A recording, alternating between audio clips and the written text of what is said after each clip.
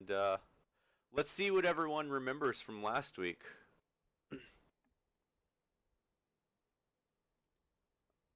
Yeah.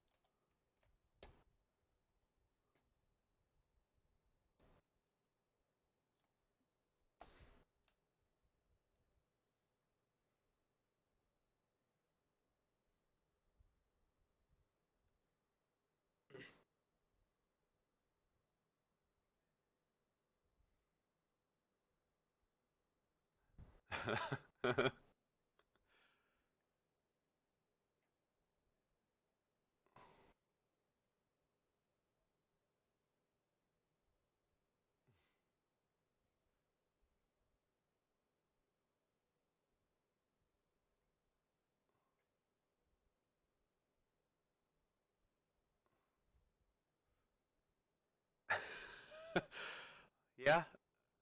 Yeah, that's Nat. Natalia's got the lizard. Uh, yeah. Uh,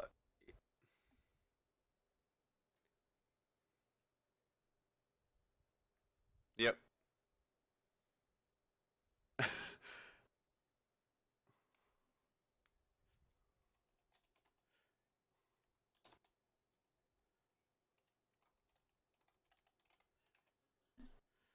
Uh, he's still got his arm. Uh, it's just really super duper sore. Yeah.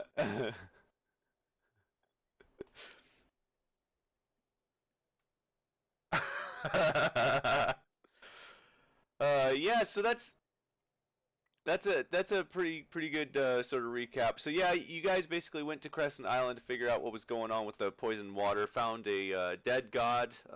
Bit of investigation revealed that the god had been killed by something. You're not sure what. And the tomb of the deceiver, or the resting place, maybe, or the sealed location of the deceiver had been broken open, and the quote unquote deceiver has been released upon the world, uh, apparently, yet again. You also encountered the god Tyr, who basically said not to tell anyone. This is he's like a hush hush sort of deal. This is an internal matter. Don't tell anyone. We'll handle it. I'll clean up the blood and make it all go away, sort of deal. And uh, you found a nice new pet. Natalia has a nice new lizard named Lizzie, and you all were able to take the boat to Crescent Island, do all of that, and manage to get off of Crescent Island and back to town without any sort of major issue. You got back to town like 4 a.m. or something crazy in the morning, and woke Scooter up and uh, gave the boat back. And I believe you guys went and like napped or something till 9, right? Because you wanted to talk to Chalks.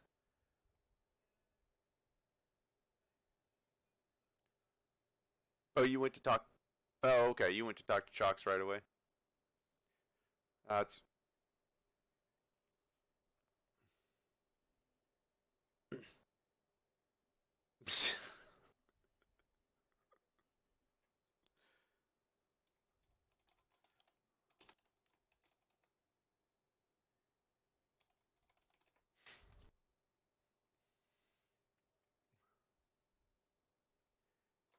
yep. You kind of cut out there a little bit, Vid, but yeah, yeah. So okay, so yeah, you guys went and talked to Chalks then, and managed to get your gold. Everyone except for Zoc. And I'm pretty sure you guys made your way back to the inn for a bit because there was a bit of back and forth between Zoc and Tav about him getting his gold.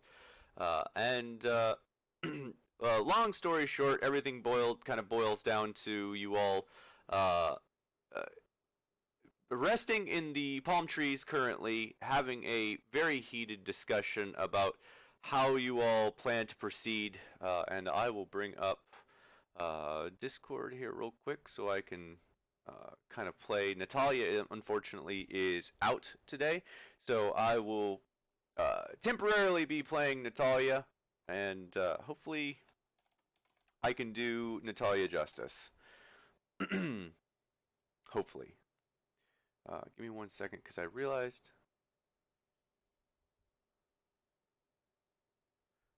Yes. I have to switch some things over here real quick. The one thing I did forget. Nope, not that. Campaign. That one. Sorry, I gotta switch over campaigns in the stream. Anyone who's watching the stream's looking at the other campaign. Alright. All good there. I think. Did it not? I don't think it's changed it.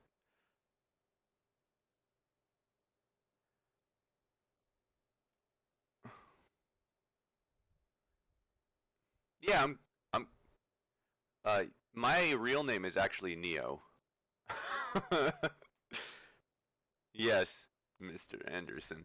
Okay, so it probably will. It might. All right. So, you all had kind of nestled down into the palm trees here, just north of town, and it's still fairly early in the morning. And you all have Natalia basically said she's not going anywhere with anyone else until we have this sort of discussion about how this group is going to proceed. And after leading the group over to the trees and making sure no one else around in the town is close enough to eavesdrop, Natalia turns to the group and basically says, "Okay, I'm going to be blunt. Given how all of this started with all of us, I was not optimistic about any of you. I was just doing my job, and the next thing I know, I'm getting thrown into a cell with a bunch of random riffraff and accused of murdering the local monarch, for which the penalty is apparently death. Then I get shipped off to the God's forsaken middle of ass crack nowhere instead." And she is all signing this to you, so anyone who's can read sign language is doing that, is understanding this. Uh, and so to live out the rest of my life among hardened criminals and madmen, and apparently an underground prison. All of my belongings were taken. I couldn't communicate with anyone, and as far as I knew, the world now thought of me as a convicted kingslayer. I was ready to go it alone, throw all of you to the wolves if I had to, so I could try to get in good with the guards and hopefully, find my way out. But that all ended when you lot actually managed to escape. And beyond my wildest dreams, we all managed to escape together in one piece. And then Natalia kind of like pauses and looks around. And although I nearly died in the escape, we made it out. Even then, I still had my doubts about you, but we were still in the middle of the desert, and with limited supplies and no clear idea where to go, I kept my thoughts to myself and carried on for the sake of surviving, with the plan that once we made it to civilization, I'd go my own way and never look back. And she pauses again and kind of looks over all of you. And yet, here we are. We survived the desert, and now even stumbled upon something far bigger than I could have ever imagined. So, I need to know where and she kind of motions to the whole group, where we all stand. I'm just a mercenary. I've traveled many roads and done many things in the last 10 years, and I could make my way on my own if I need to, but I'm better with a group. And despite some difficulties, I've found this group better than many I've encountered before. So I guess what I'm trying to say is, and she unslings her shield from her back and plants it on the ground in front of her in a very obvious and practiced form. I am Natalia Stonewall, Shield Maiden of the Blood Axes. I would like to offer my services to this group if we can come to agreeable terms. And she looks over at the rest of the group to see how everyone responds.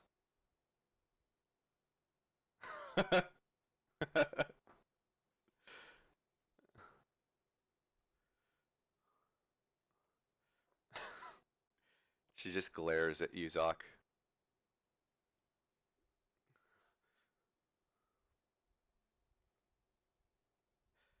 Yeah, you don't have to read word for word like I did. I was just I wanted to start that the way Natalia started it.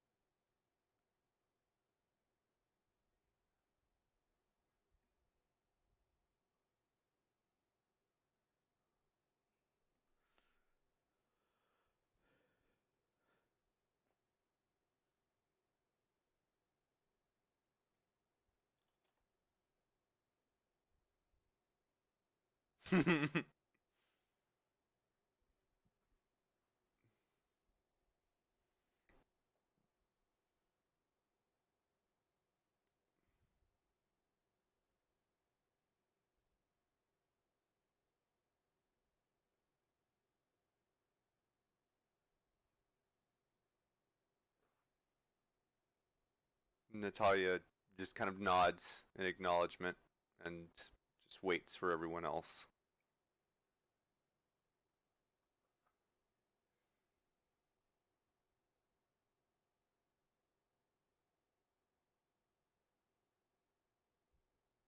Anyone else? No, this is ad lib. We're not going straight. Yeah, this is just, yeah, this is. I just wanted to know, like, so Natalia could respond to how people said things.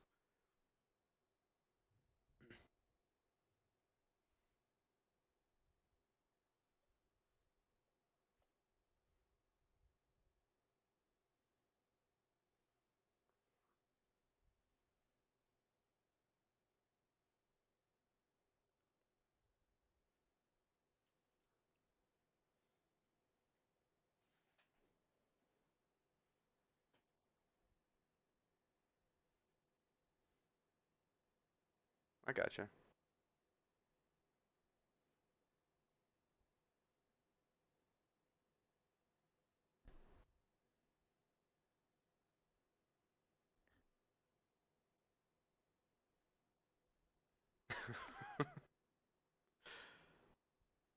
All right. Barry, Dante,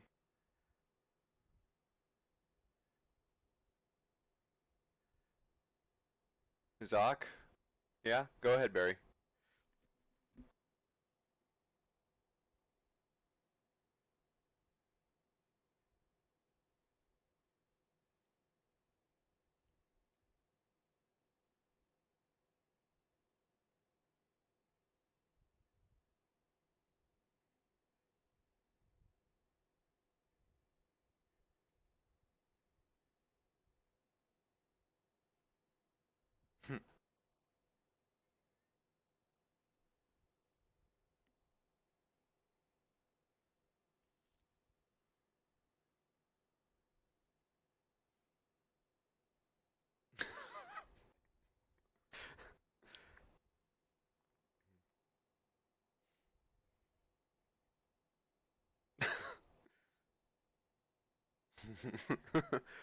all right. Dante, how do you feel about this situation? Yeah, you're good.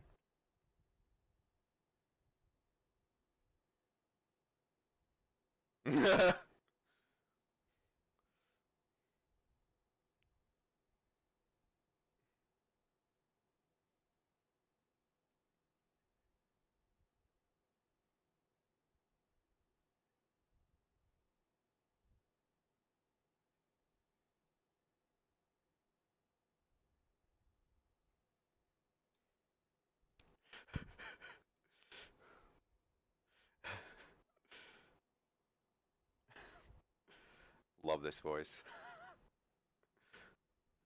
Like legit love this voice. I'm in love with this voice.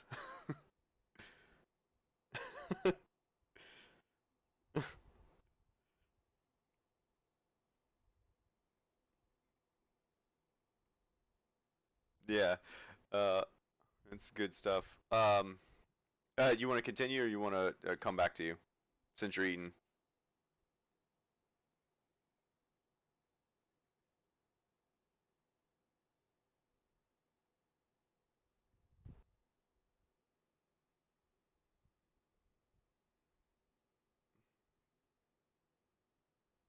Oh, yeah, yeah, I gotcha. So that's fine. I'm just yeah, I want everyone to be able to say their thing because this is a pivotal moment for this group.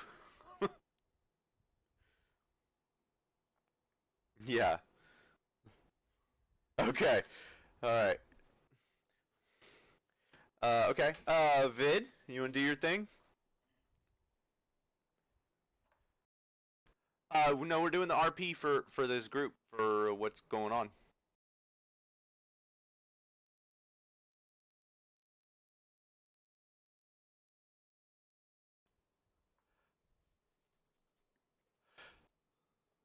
Right. I think this is more of so Natalia is basically saying as long as she's willing to work with you all as part of this group, as long as you all are willing to not make this group look like a bunch of assholes that are just a bunch of murder hobos.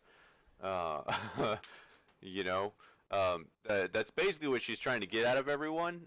Just kind of, she's looking around the group, just seeing how everyone feels about that.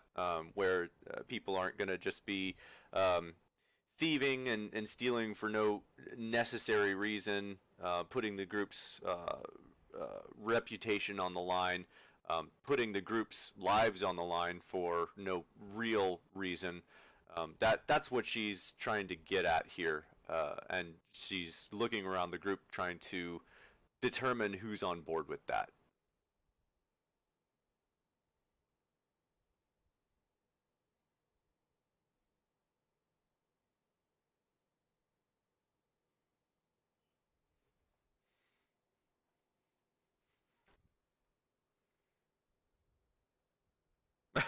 Okay.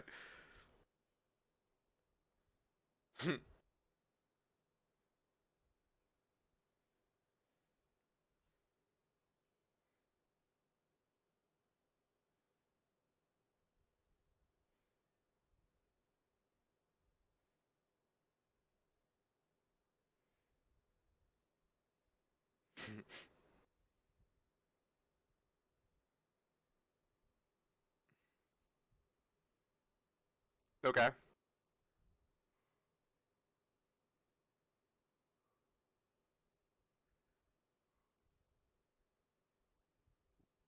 That's it.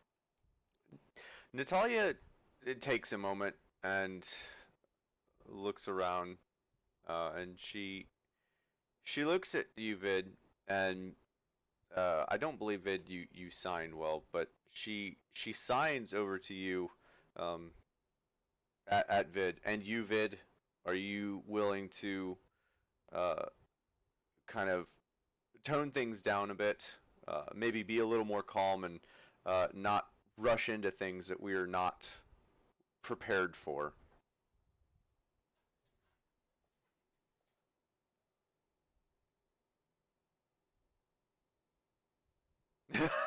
Well, she, she just kind of smiles for a second, looks at and looks at Zoc, who is fluent, and just signs. Well, that was easy.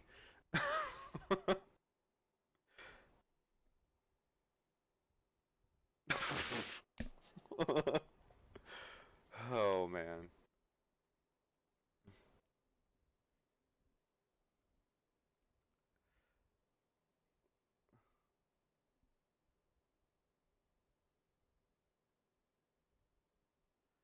Yes, I believe we can have. Uh, I believe we have an agreement, and let's see where this group can take us. Let's see if we can get out of the trouble that we've been put in.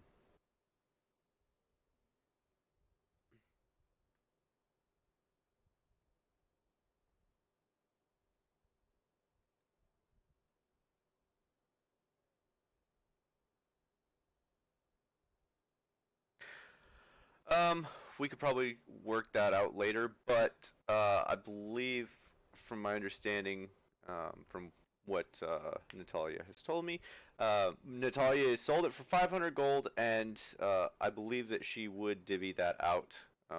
Essentially, everyone would get 71 gold, 4 silver, 2 copper, uh, and she will keep the 6 copper. Yeah.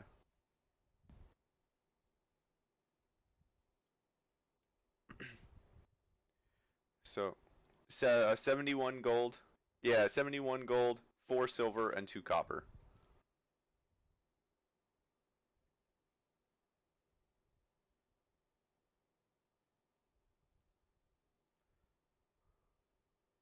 I'm sure it'll come up eventually. Yeah, I thought you did too.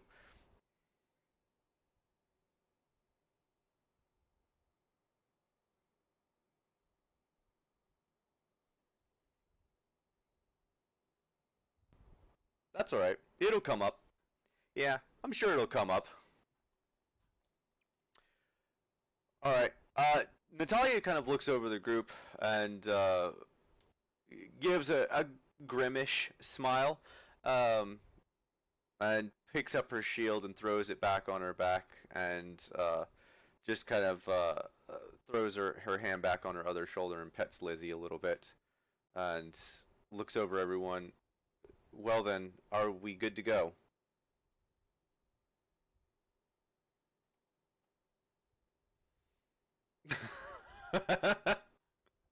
Let's take a boat ride. Okay.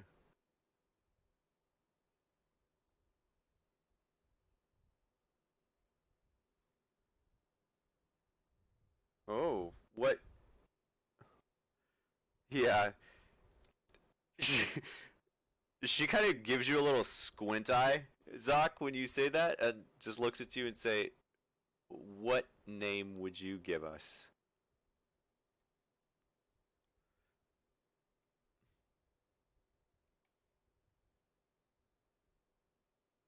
Hmm.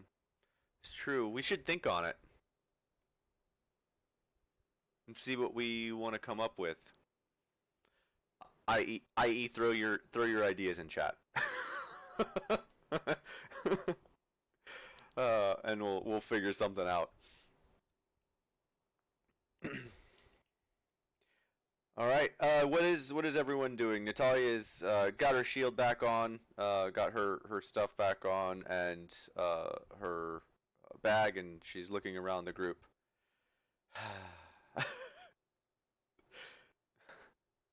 Oh, Borderlands, thank you. Um, uh, yeah, yeah. Is everyone ready? Are you guys getting heading to the boat area? Okay. I just want to try to remember because I really don't think that you guys have slept.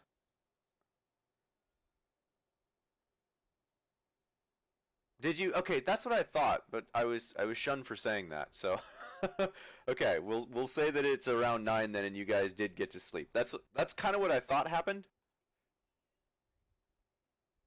No, a.m. Wait, p.m.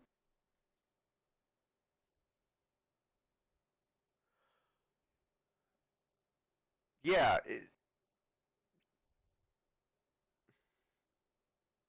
right. That's why I'm saying that.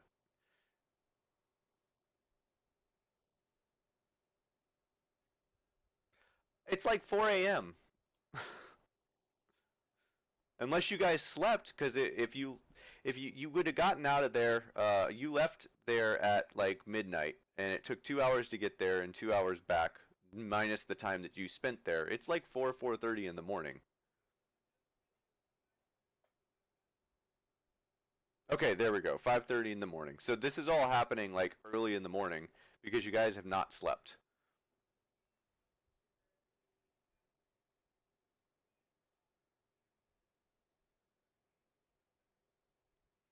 Uh-huh.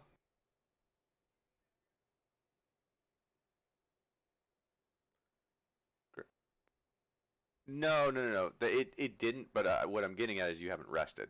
That's the main point of this. We'll address the time in a minute. I'm just curious if you guys are ready to get out without resting, because it's going to be a very long boat ride.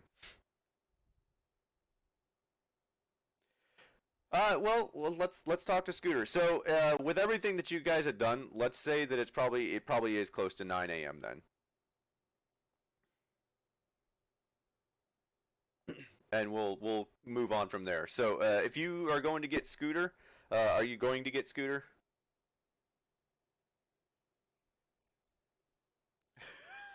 Scoot, scoot. Uh, you guys yell out Scooter, and Scooter. You kind of see Scooter at the edge of the dock, looking over his little Bessie there, um, and he like pops up and looks back over at the group and like waves, "Hey y'all, what's up?" and starts walking over your way. You all walk up to him. All right. You walk up to him and he's just happy as a clam. Oh, what can I do for you guys today? You guys ready to go?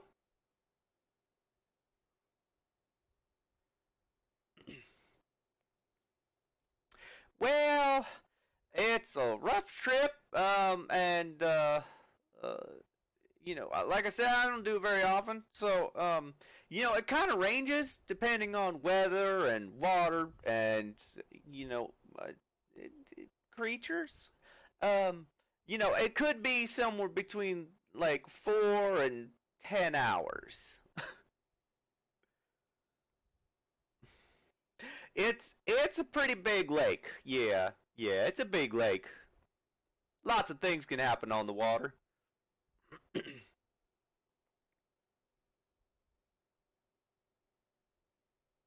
Uh, 50 gold, if I remember right. Pretty sure that's what I told you.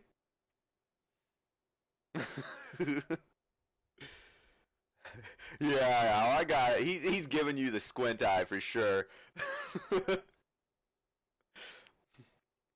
Now I may be slow, but I ain't that slow. uh, uh,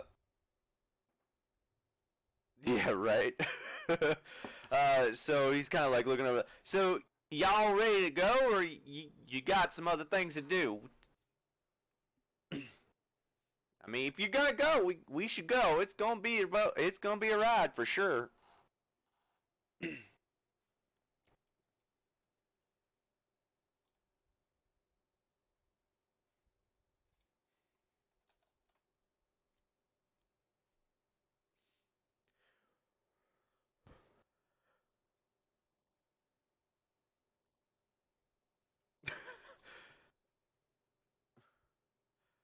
Uh.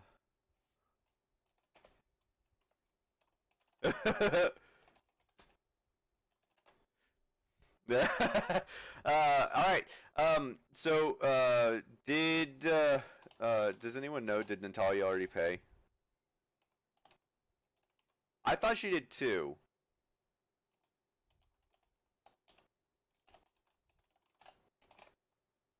Probably not.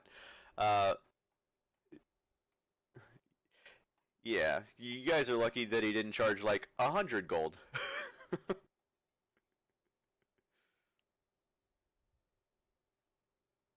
Yeah, pretty much. Yeah, or swim.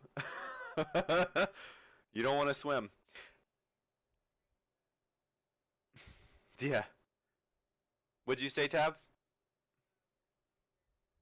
Oh. Oh, okay. All right. right, so we're waiting on Natalia. Let's assume, and we can always backtrack this. Let's assume Natalia hasn't paid. He's kind of looking over the group. Well, if you're gonna go, I do need the gold.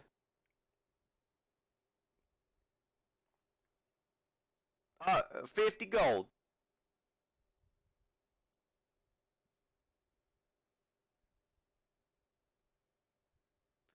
I'm not so good at math. What is 50 divided by 7? Um, and he starts, you see him like counting. Yeah, he's counting on his fingers. Yeah.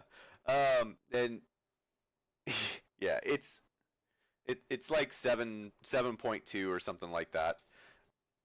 Okay.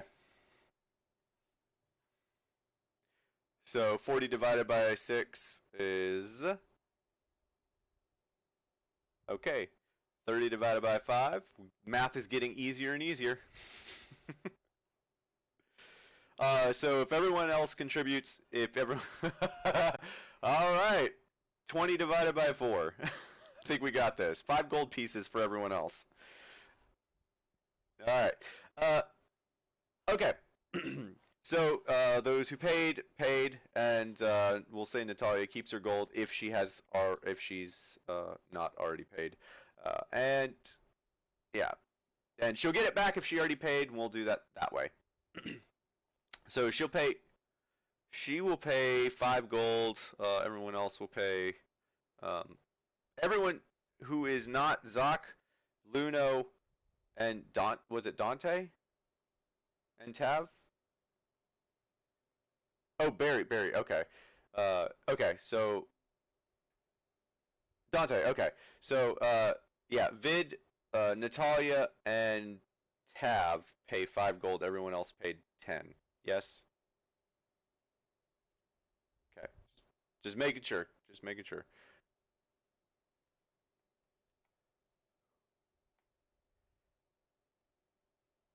You just need to remove 5 gold from your inventory, and then you paid 5 gold. All right. I think so. Yeah. Let's go with yes. Let's go. All right, we got this. Yeah, math is hard, y'all. Math is hard. All right. He takes your gold and kind of just holds up a hand. All right, now y'all wait here 1 minute. I'm gonna go get old Bessie, and we'll get her out and get you on the boat, and we will get you across Lake Crescent Isle Lake, hopefully. And it's like a afterthought as he says that as he walks away, just kind of like, hopefully. And he starts walking away back behind his house, and all of a sudden, yeah, nothing. I'm just going to get the boat. And he goes back and gets the boat, and a few minutes later, you hear this as the boat starts up, and you see the boat come out and around, and come out in between the 2 docks and come right up to the dock there, and he waves you guys on to get on.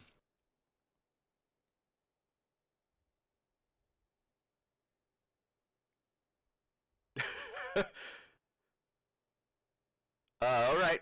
So let's. What I'm going to do is we are going to pretend you guys are on a boat.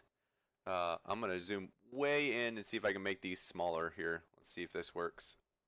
Okay, cool.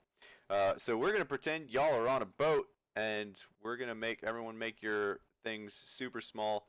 I need to know where everyone's sitting. Is the reason I'm doing this.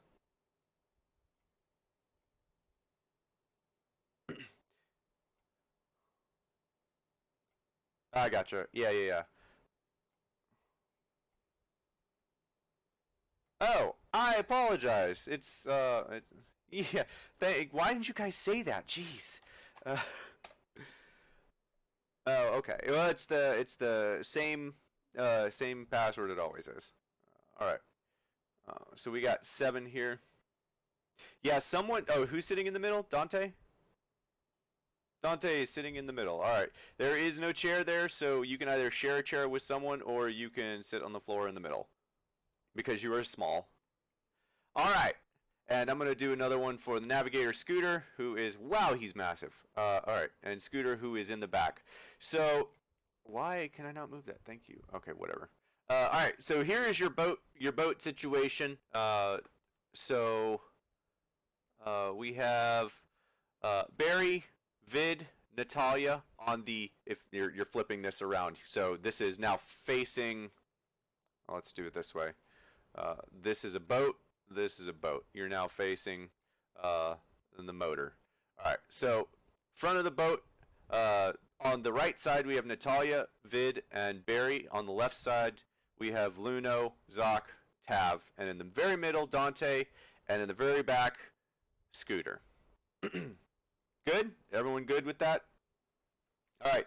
Please help me remember where you guys are at.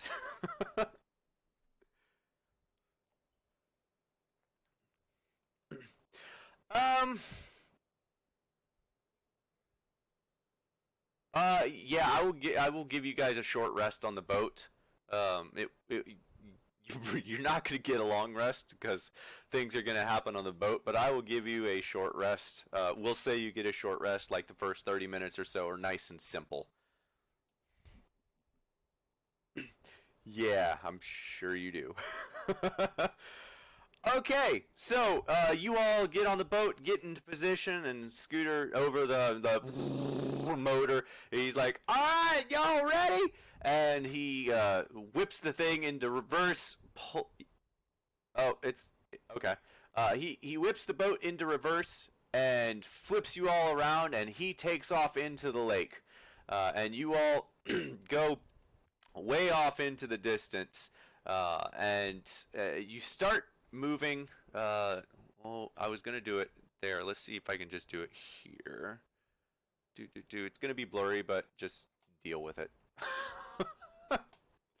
All right, so you guys start moving away from the lake, away from Tahira, and straight. He's moving almost due north. You guys are moving at a pretty good clip, and for the first 30 minutes or so, the water is really chill, really relaxed, really nice, very placid, very calm. As you get further and deeper into the lake, the waves start to swell a bit more. He has to dial the boat back a little more, make it go not quite as fast, so you guys aren't like flying over these waves, because you do catch a couple of them. And I am going to have everyone actually make me one dexterity saving throw or strength, either one.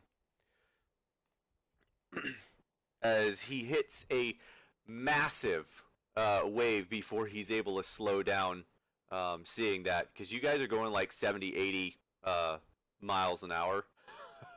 Very fast on a boat. All right. Roll your hit die.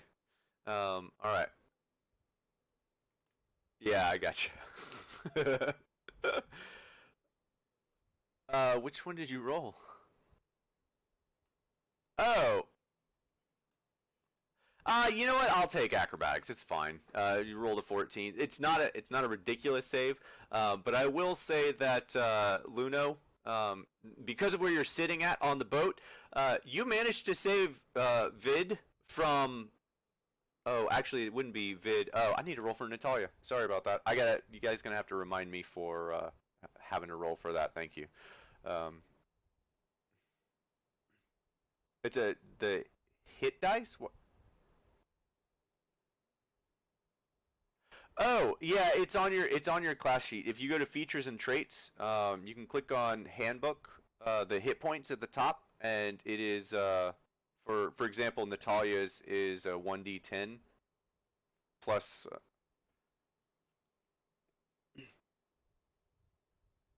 Yeah, I think. Okay.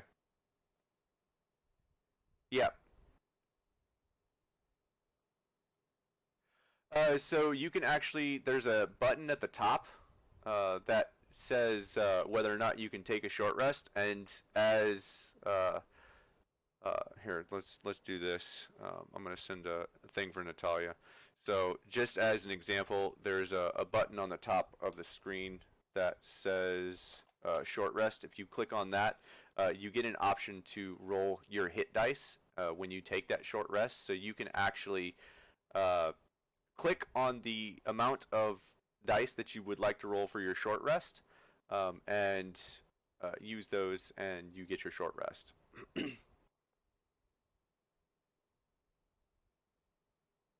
I don't know if it does. Okay, so but it does tell you what they are. Okay, okay, so yep, yep. So if you, okay, cool. So go ahead and roll your other ones. Get your dice back.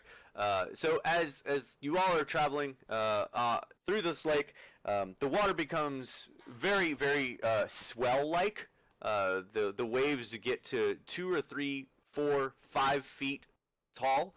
It is very wavy at certain points. The wind is picked up, and before you guys can slow down off of one of these first major swells, uh, the boat leers into the air, and Vid, you were caught by Natalia, who noticed you coming up off of the seat and moving backwards towards who were you in front of? Whoever you're in front of.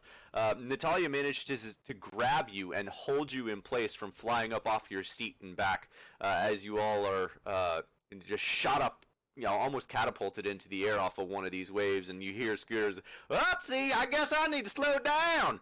And the boat just like and slows much more kind of to a crawl. It's much slower going at this point as you guys are a bit deeper into the lake. And as you continue on, the winds continue to pick up. And about halfway through, it's been roughly 4 hours already. And you all have been watching the dark clouds grow in the sky in front of you, and it begins to rain.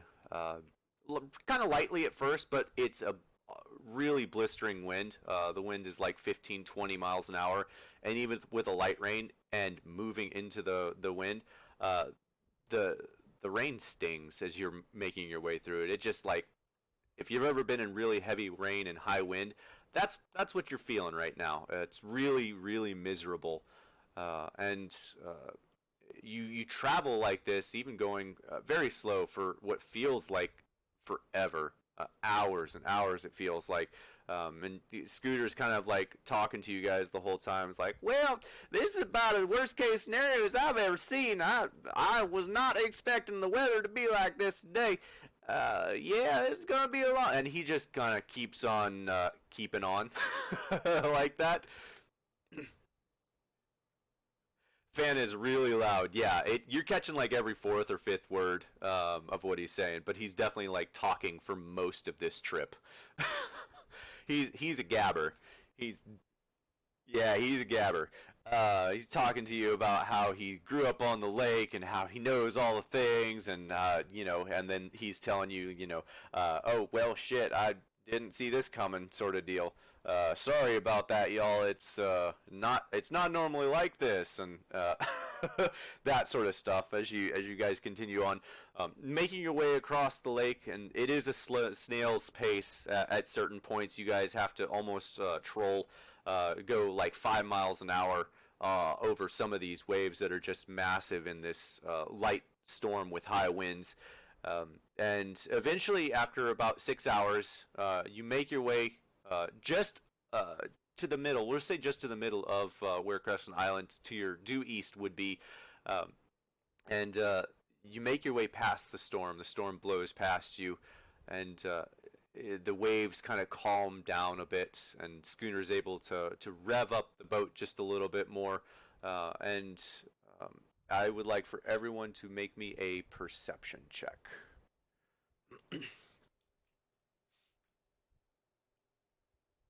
going to roll for Natalia. Lucky Natalia has a passive perception of... Wow, that's 2 nat ones. All right.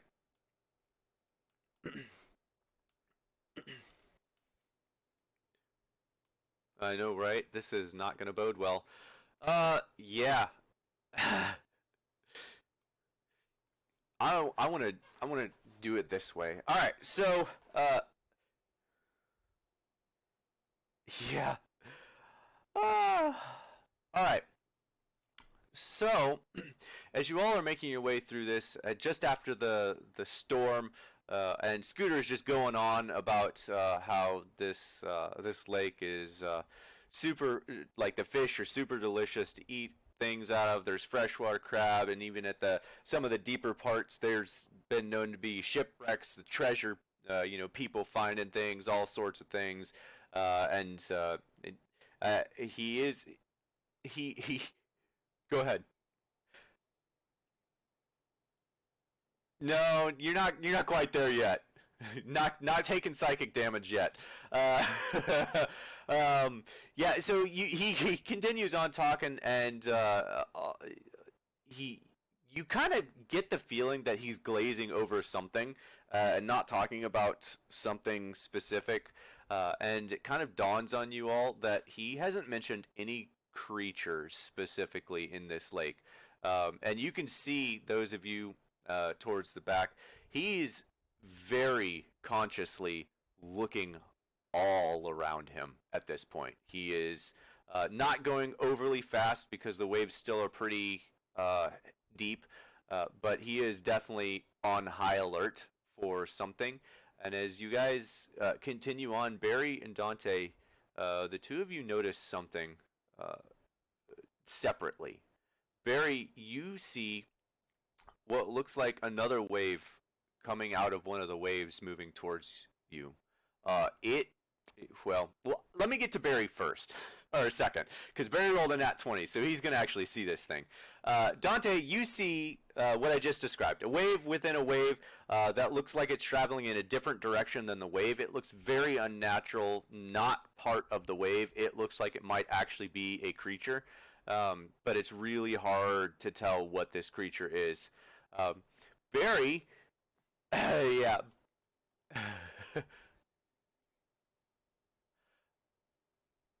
uh, it's only if your feature class allows that for a short rest. Spell slots are restored on long rests, generally.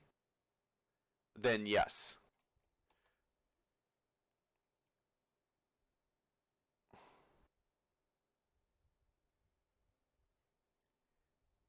Okay. Okay. Barry, what you see is something slightly different. As the wave crests, you see a splash of water and what looks like spotted something.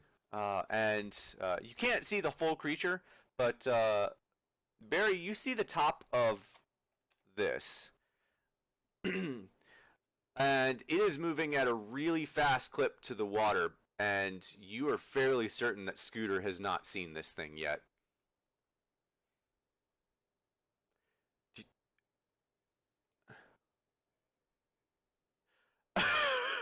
Yeah,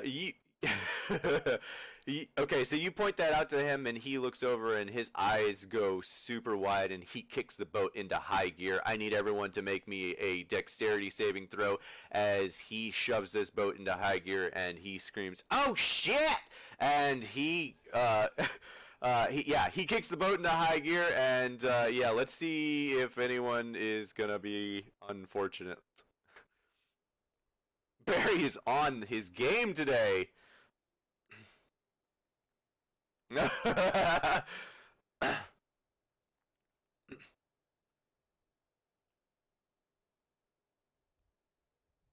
Yep. Barry, I would like for you to, with that deck save, I'd like for you to also make me a strength saving, a strength check, a strength check. Yeah. Let's see if you can. Let's see if you can save Luna.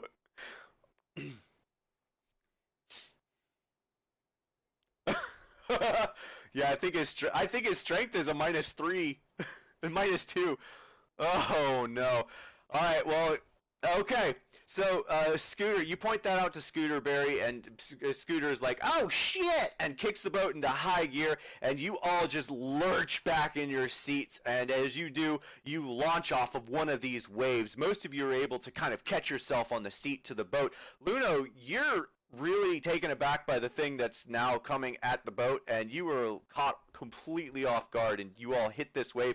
Luna, you fly up and off towards the back. Barry, you reach out to go grab at Luno, and as you grab, your claws just barely catch his clothes, and it rips through part of his clothes, and Luno, you fly off into the water.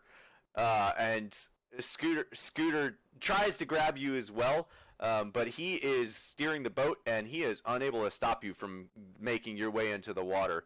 And he has. Yeah,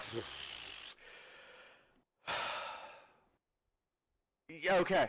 I will let you cast Misty Step. I want you to make me an Arcana check first.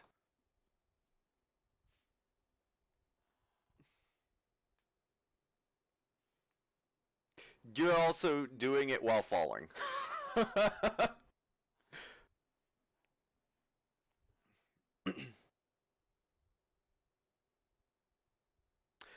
Yeah, that's high enough. So Luna, you fly off the boat back towards the water, and just before you hit the water, you manage to release Misty Step, and you are standing right in the middle of the boat, and there's another wave about to hit. I need you to make me another dexterity saving throw. Yes, you're right. No, he's standing right behind you, Dante. Yeah, he's standing right behind you.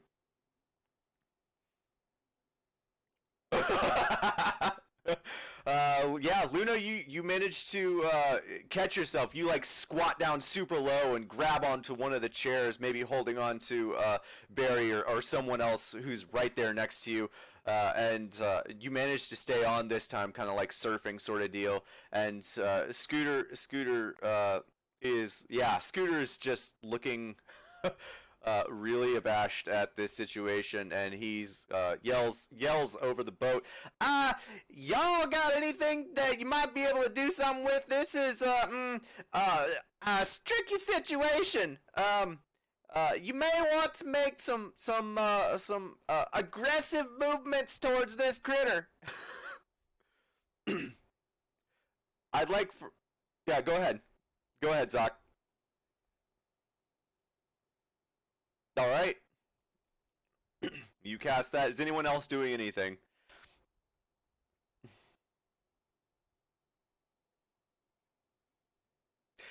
You can see it kind of moving in the water. It's chasing the boat. So yes, you can kind of see it. It's coming up on top of the boat. It's not here yet.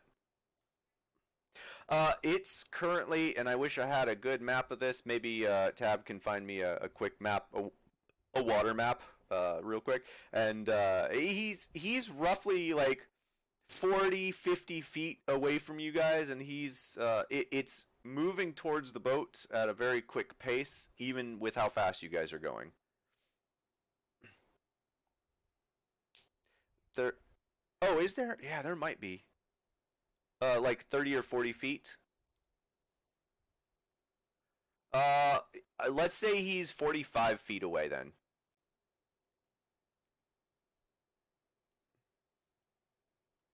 Okay. So,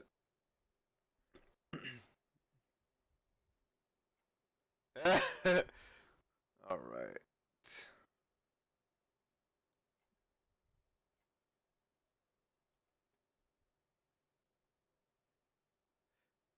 Gotcha. I'm missing. Who am I missing here? Zoc, where is? I thought I put you. Oh, there we go. Sorry. All right. God dang it, that's annoying. All right, so let's get this up here a moment. If you guys are in here and you remember where you were at, that will be helpful. Uh, so we got that.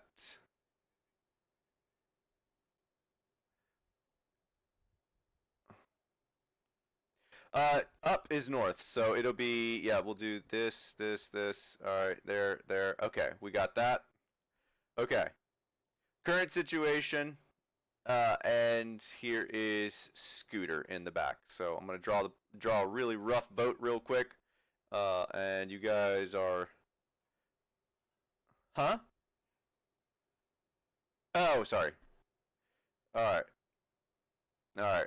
And then the big monstery dude. Uh,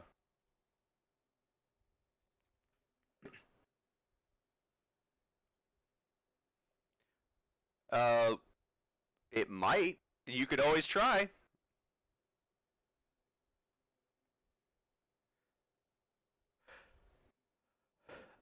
You you will be able for this. You can see where the monster is. You can't necessarily see the monster yet, but you can see where it is, which for me I believe would be close enough for this, um, because it's more of a psychic mental thing, right? So it's more about knowing where that monster is and making a connection with that monster. Okay, so we're gonna do this. That's fine. Keep what you have in mind. So Scooter yells out. You guys may want to do something aggressive, um, and you all turn and maybe face the monster. Zoc, you cast the that armor spell that you just mentioned.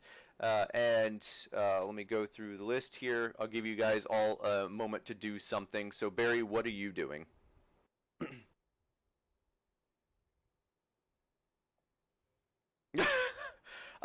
Okay, make me an attack roll with disadvantage.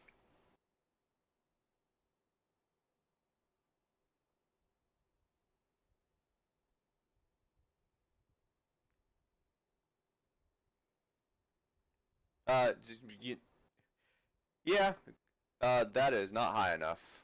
Your arrow flies through the air, and you are moving in a boat with high waves and very fast, and your arrow just flies just above where this creature is coming at from behind you.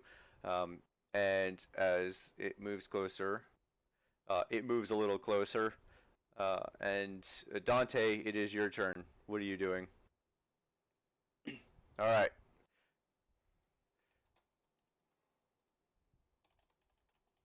All right.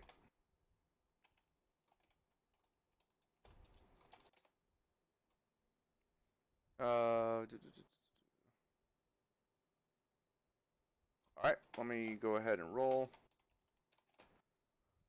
It fails.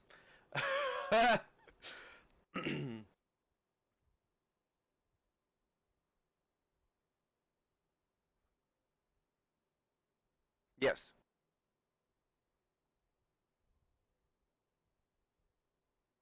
Uh, for this, we're gonna ignore that. It's currently 45 feet away. Or it's currently, sorry, it moved closer. It's currently 40 feet away now.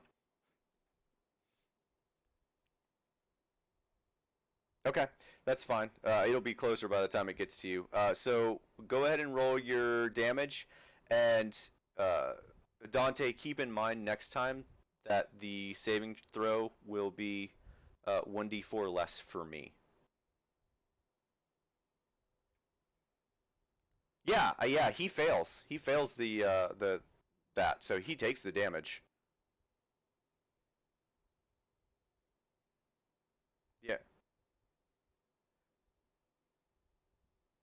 You will still be rolling disadvantage. Ranged weapons are always disadvantage if they don't outright miss. Um, yeah. 1d 1d4. No, it's a 1d6 damage and it's a 1d4 from subtracted from my next saving throw for this creature. All right. All right. So you cast that. It takes 4 damage. What is its? Wow. Okay. Do do do. Um, and I'm not gonna do. We'll do that, and I'm not gonna do make you guys roll for initiative because this is a little weird of a battle. All right, so you throw a dart at this creature in the water, and the dart flies, and the creature, just before it's about to strike where the creature's at, the creature swerves to the left, and the dart splashes into the water, and the creature continues moving forward towards this boat. Where is the map? It is now roughly 30 feet away, and it is Luno's turn. Yep. You can buy more. But it was a special dart. uh, it was my lucky dart. Now it is no more. Luno, what are you doing? Luno, you there? Oh, okay.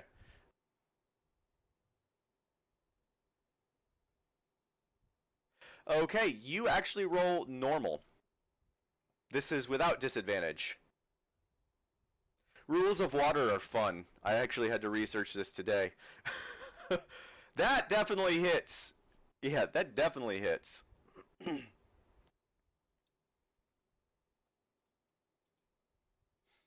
Alright, 8 points of damage. Alright, it takes 8 points of damage, and its head shoots up above the water, 6 feet above the water, attached to an incredibly long neck that's still going into the water, and you can see the splashing around the neck where it's just trudging through this water.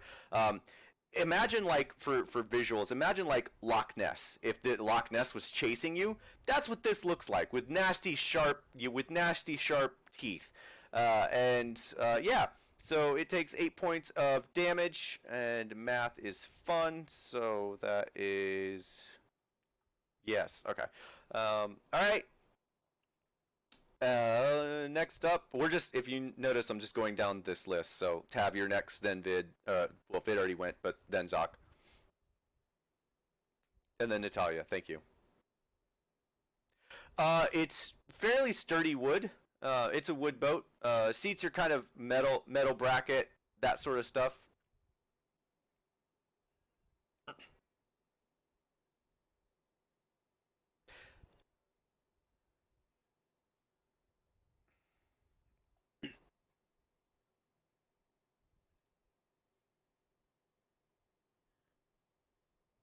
Okay.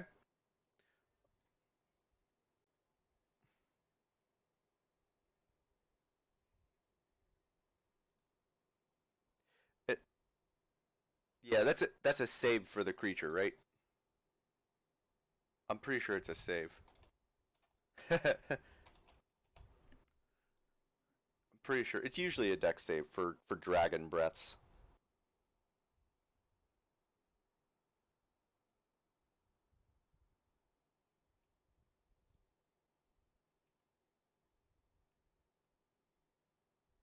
Plus your Constitution modifier? Minus. Oh yeah, minus the 1d4 on my next save. Okay, that's okay. Makes me feel better. But what is it? Dex? It should be a Dex. I'm going to assume that it's Dex. Wow. So minus. Let's see. Minus. Yeah. It might actually. Wow. And what's this creature's Dex? Okay, so it was a plus Dex. So yeah, if it was a minus Dex, it was possible. All right. Well, it saves. So how much damage does it take? Okay. All right, rolling damage.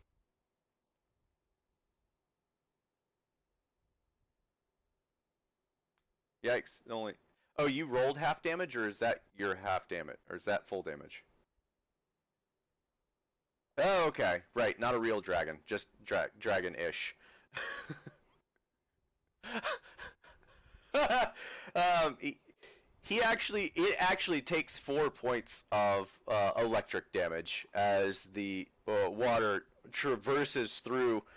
You can see the creature take this damage, and it travels up its body, and it lets out like a as it continues rushing through the water.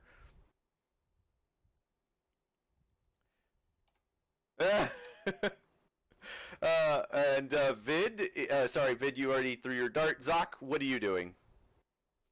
Natalia, yeah, because Zoc already went. So yeah, no, let me check Natalia's real quick. Right? Actually, she doesn't have any. Oh no. Yeah, she's a fighter, so she's going to. Okay, give me 1 second here. So she's not throwing that sword. Nope. Tim would kill me. Oh man. She's gonna pull out her shield and sword and move towards the back of the boat where this creature is coming, and try to get between the creature and everyone else. And she's gonna hold an action. She's going to ready an action for when this creature if it gets into melee range, she's going to attack it. So she is going to, where's my thing here?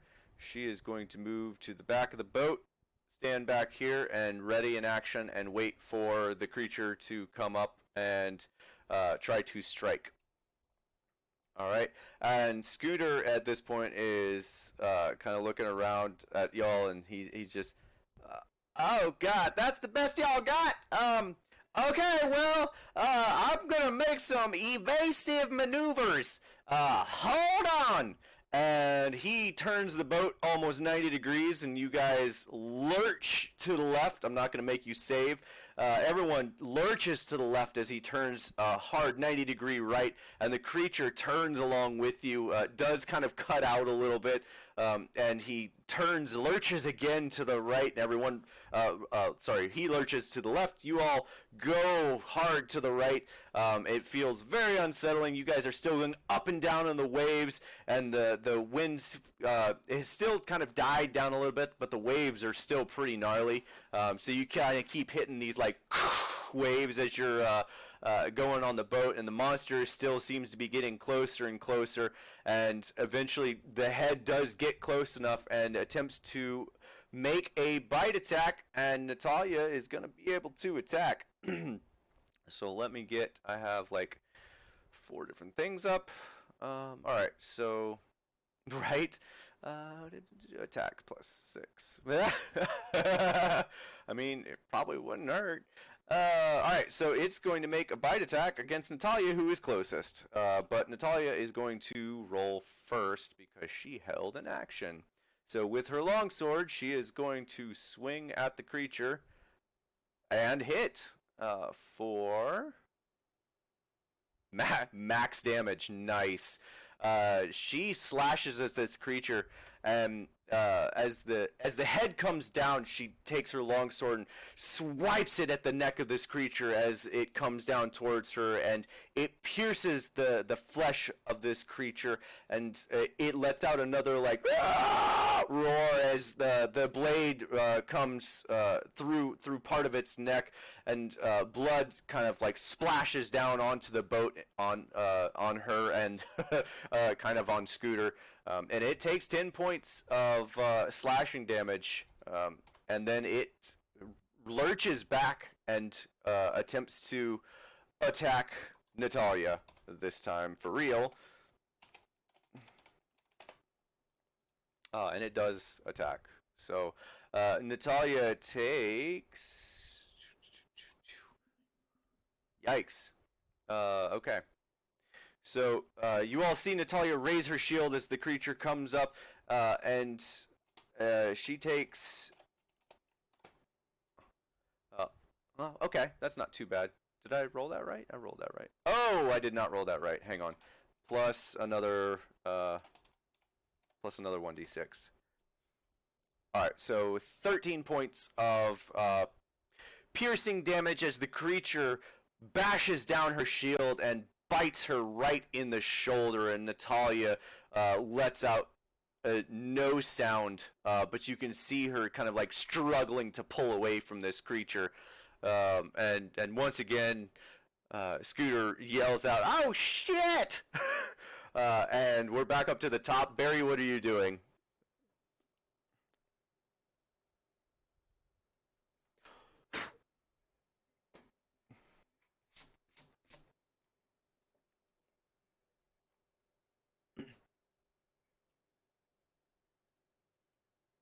Oh, okay. Yeah, that'll work.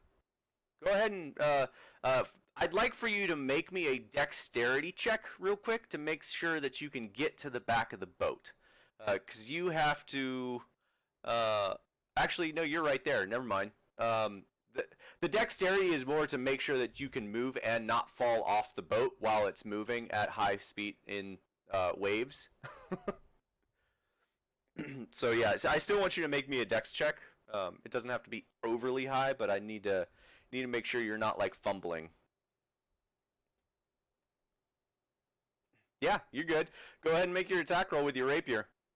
This will be with a normal attack. This will not be with disadvantage.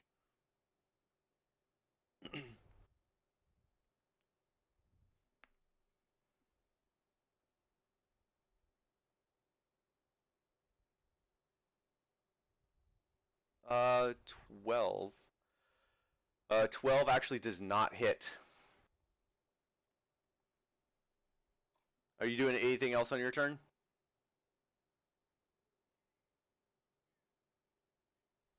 Okay. All right. Dante, it's your turn. What are you doing? Mm-hmm.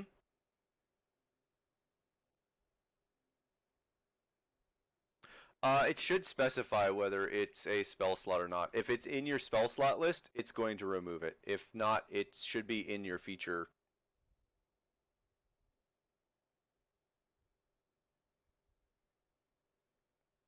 Oh yeah, from you guys. It's about 10 feet, maybe 15 feet, and no, it was not on the shoulder that Lizzie was hanging out. Uh, Ironically, you all haven't seen Lizzie in a bit.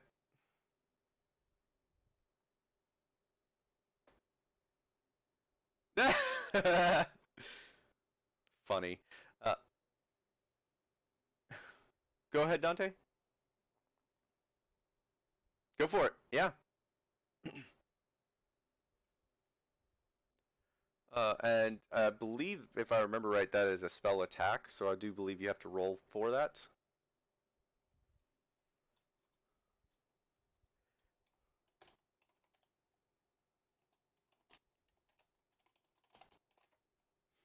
That definitely hits.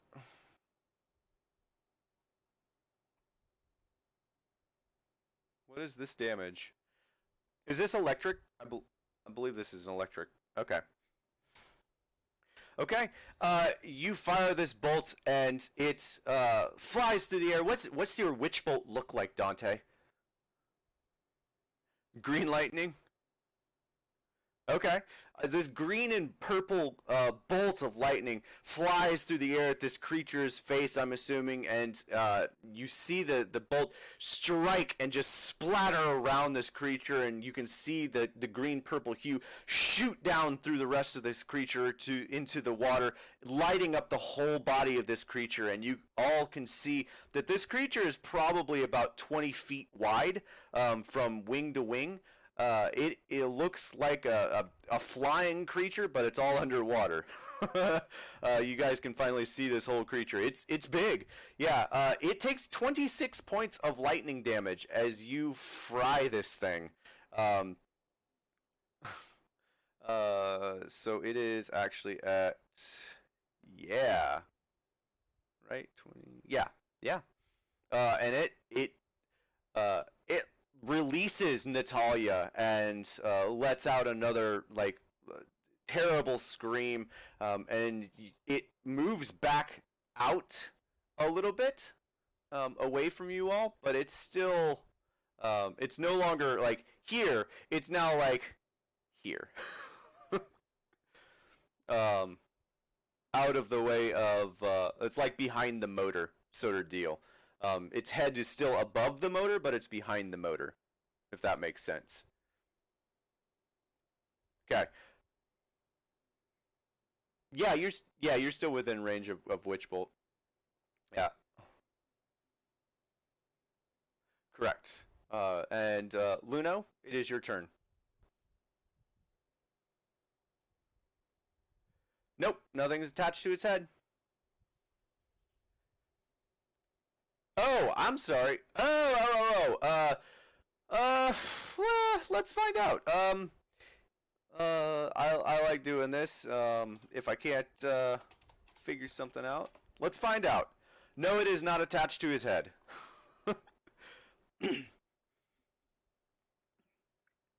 You see the bolt just coming up out of the water. It looks like it may be attached to its back further out.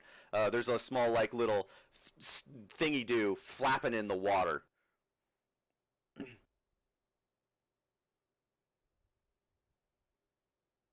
It's probably within 30 feet of its head. Yeah.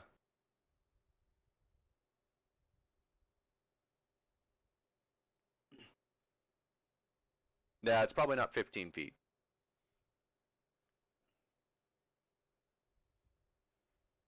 All right, make me an attack roll.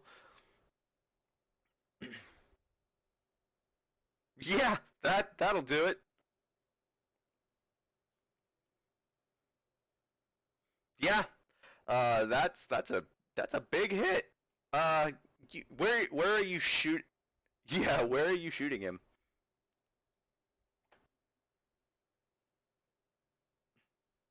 Okay, yeah. You fire this crossbow bolt, and it flies just under its chin, which you would assume is its chin, straight into its neck, and you can see it like jutting out from its neck, and it kind of like pauses for a moment. It's still flying, it's still going through the water, but it like pauses what it was going to do for a moment, and you can see its whole head and neck shaking as it's like flying through the moving through the water. Are you doing anything else on your turn? All right, Tav, what are you doing?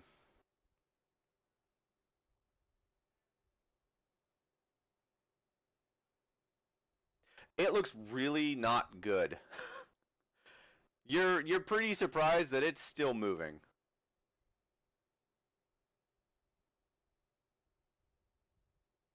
All right.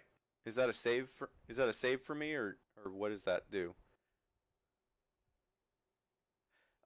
Exclamation spell and then the spell name.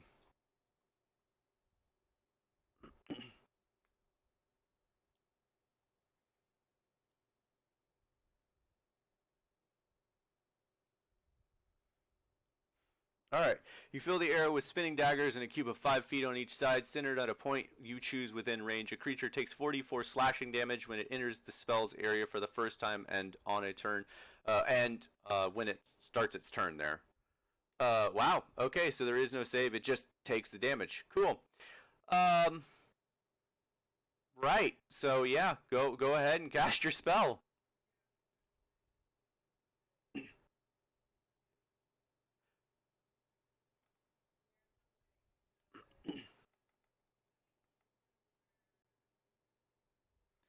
That's fine. I'm gonna ask the question. How do you want to do this? And I want you to give me a good description.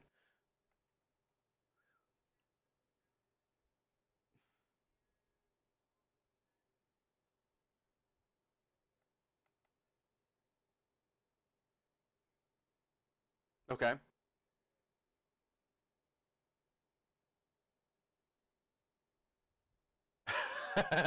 Okay. Yeah. Yeah. You yeah. You can roll your damage for it. Yeah, it's always fun to roll the damage. But it what? Send a picture. Screenshot or it didn't happen. Okay. That's still yeah. Okay, you cast this cloud of daggers, and a cloud of daggers bursts into the air in front of this creature. And as you all are moving, you move away from the cloud of daggers, and the creature moves into this cloud of rotating daggers, cutting and spinning and biting at its neck. And as it moves through this, you can all see the crossbow bolt where Luno had shot it. It has it gets cut over and over and over and over again, and eventually, as it finally finishes moving through this, you guys see the head of this creature just slide off its neck and into the water, and it stops moving and sinks down into the depths. And Scooter, it's kind of like looking back on at that, and then looking back at the rest of you. Well, okay then. Let's get this road on the show. And he stops doing evasive maneuvers and continues moving on. Continues moving on down the path towards the other side of the lake. We'll zoom back in here. So you guys are currently about right here. It's currently about 3 p.m. Because you guys have been out on this lake for hours, having to go slower through the water, so on and so forth, being attacked by a creature, and we're gonna do a bit of montage, just a little bit. Montage! You spend the next several hours traipsing through the rest of these heavy waves, and it is really unpleasant. I'd like actually for everyone to make me a Constitution saving throw if your character has never sailed on a boat before. So probably everyone, except for Natalia. I would assume Natalia would be fine.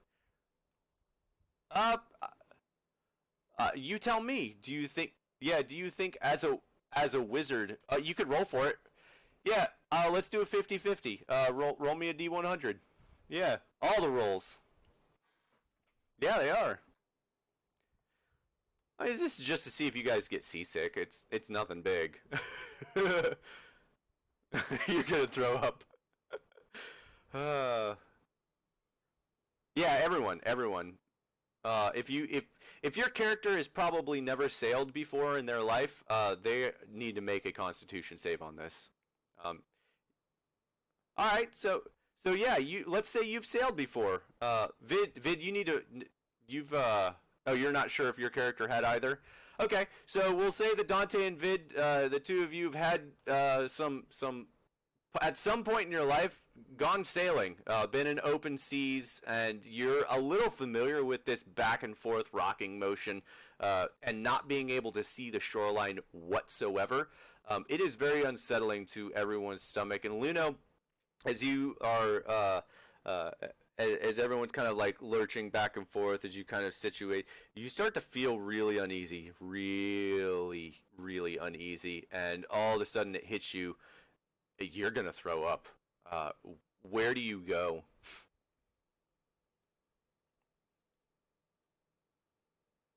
Oh yeah. Oh yeah.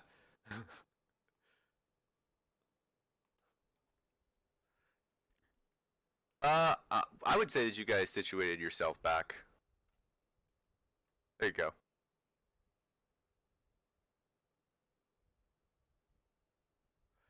It was kind of built. Yeah, it's kind of. Oh, you're running in front of you. Okay. Yeah, it was kind of building up a little bit. So you'd have a little bit of warning. It's not just all of the sudden. You've been feeling pretty bad for a while. Okay. All right. You run off. You run off to the side, and lucky for you, the waves have kind of subsided a little bit. It's a little more placid, but not much. Hence the vomit there. Luna goes over to the edge and just like releases his bowels into the lake, and Scoot, yeah, yeah, up chucks your bowels, into the lake. That's right. Yeah, I went there. No, yeah. You opposite holes. I mean, it could be brown. Who knows? Oh, moving on. All right. So, yeah, Luna runs to the edge and just like upchucks for a solid like minute and a half, just there, like, ugh, oh god. And Scooter, yeah, Scooter's in the back. He's looking at Luna. He's like, oh, wet back.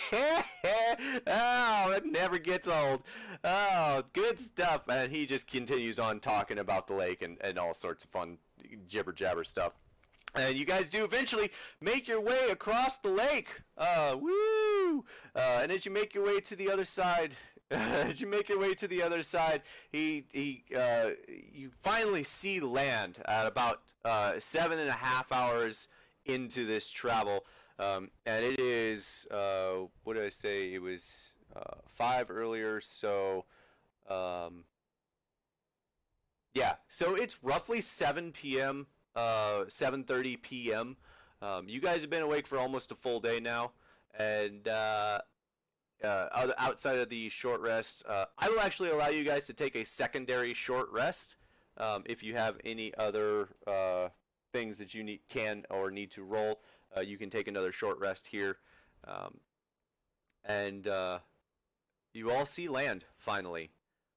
The waves have kind of subsided, and there's a massive bridge about 300 feet across from one side of the shore to the other, and Scooter kind of points out, well, that right there is Dragon Tooth Bridge, and it runs from the left shore of the, and he's like giving like detailed descriptions of, you know, that stuff, and he points out to the right side, and that right there is the dock where we're gonna be going into, and I'm just gonna need y'all to let me do the talking, okay?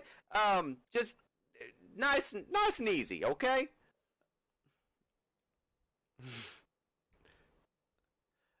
We gotta talk to the ferryman. There's a reason I charge so much gold.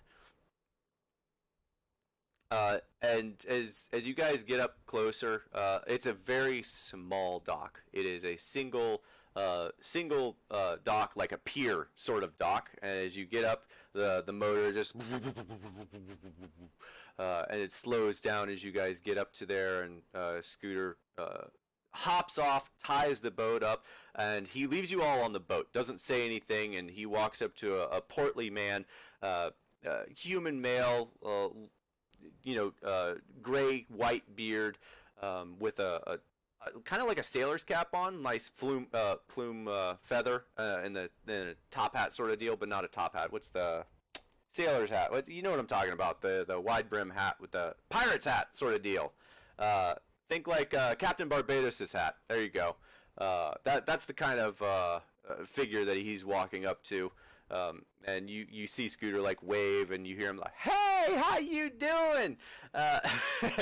And you see him like walk up and do that, and he kind of like, he's making motions back at the boat and like doing like counting on his finger, 2, 3, 4, 5, 6, 7. Points back at the boat again, and then turns around to the guy, and you see him pull out a coin purse, and he gives him a bunch of gold. You're not entirely sure how much, and he starts walking back to the boat. Yeah.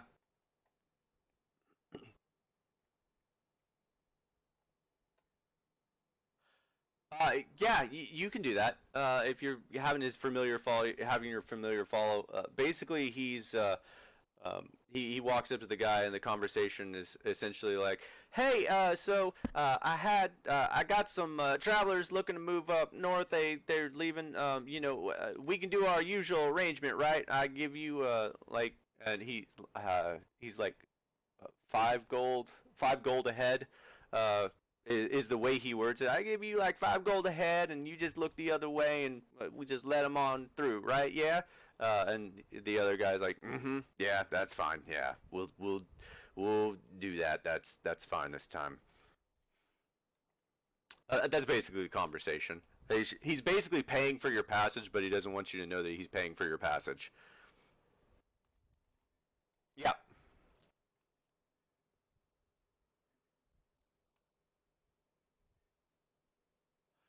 Oh yeah, you could have taken 10 minutes and try to ritual cast comprehend language. I'd let you do that. Yeah.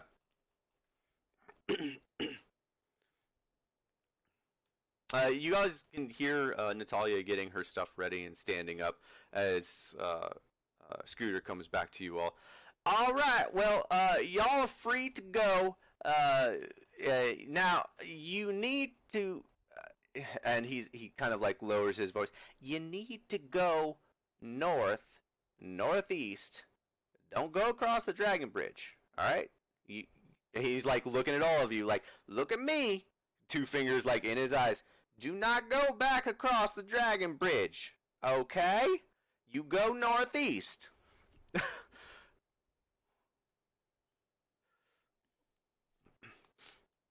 Because that is the arrangement that we have made. Because that is where you told me you were headed.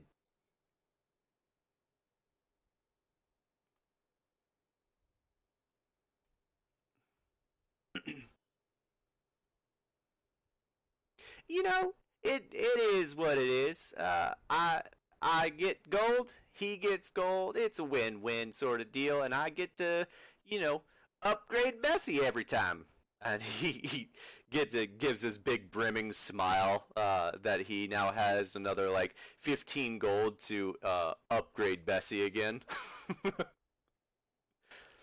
You guys kind of get the feeling that this is like his pride and joy, that this is what he spends all of his money and time in.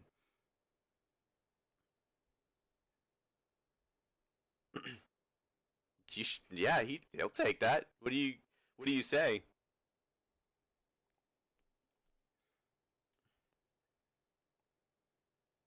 Oh yeah, no problem. How much gold do you give him? If you go to inventory, if you look at your inventory, it should be there towards the top of your inventory. Oh, well, now that is something. I do appreciate your generosity.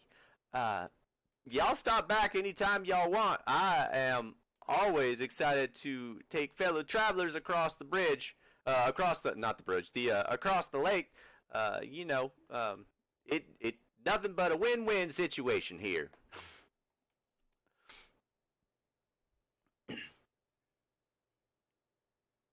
All right. And he gets back on the boat as you guys get your stuff off the boat. Is anyone doing or saying anything else to Scooter, or anything else?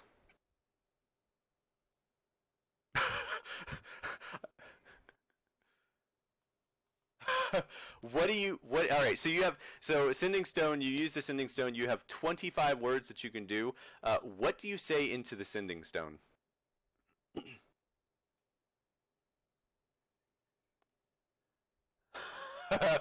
All right, I will ponder on that, and you will get a response, maybe at some point, maybe. Okay. Uh, right. Who would respond to that? Yeah.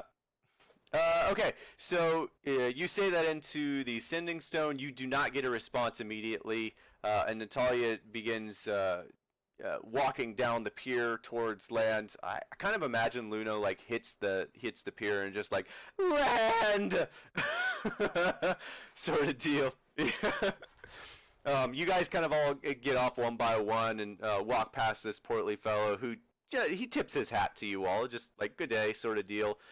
Lets you all pass through, and you can kind of see that he's keeping an eye on the Dragon Tooth Bridge, and yeah, you all are able to pass by him unabated, and make your way to the northeast if you so choose.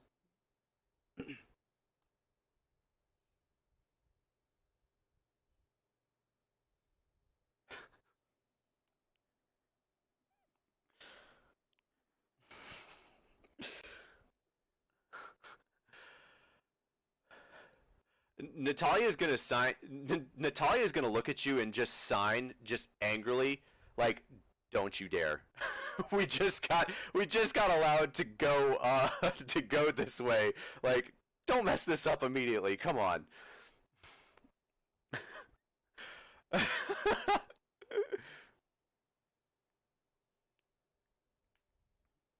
Okay, still invisible.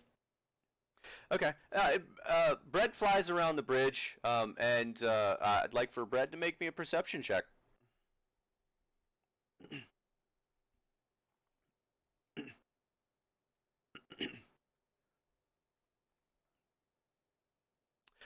Wow.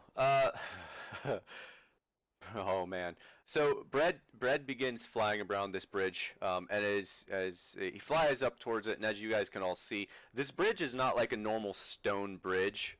It looks ivory, like bone-like at certain points. It's very white. The if you think of like a Golden Gate Bridge or any one of those like long bridges that have the cables that come down. The high point, the crescent of each of those locations is a one like a 3-story tall, uh, uh, almost looks like a bone straight up into the sky that's attached to like levers and pulleys and steel cables that run down the length down to the trough, the lowest point, back up to the other side. It very much looks like teeth from a distance if you're looking at the bridge. As Bread is flying around and looking at all this, he's kind of not paying attention to where he's going. And as he's looking around, he runs into one of these, like, just smack dab right in the middle. And, like, you all hear this, like, as Bread hits one of the things. And he manages to, like, catch himself and not fall to the ground. But he doesn't see a whole lot. He does, even with a nat 1, he does see that there are about 50 Carthian soldiers on the far side, the left side of this bridge, guarding the other side of the bridge.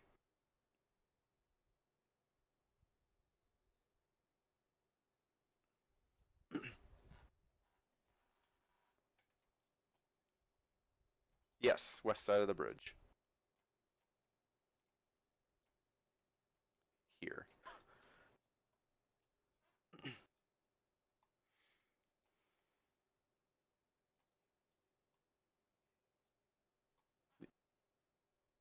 Yeah.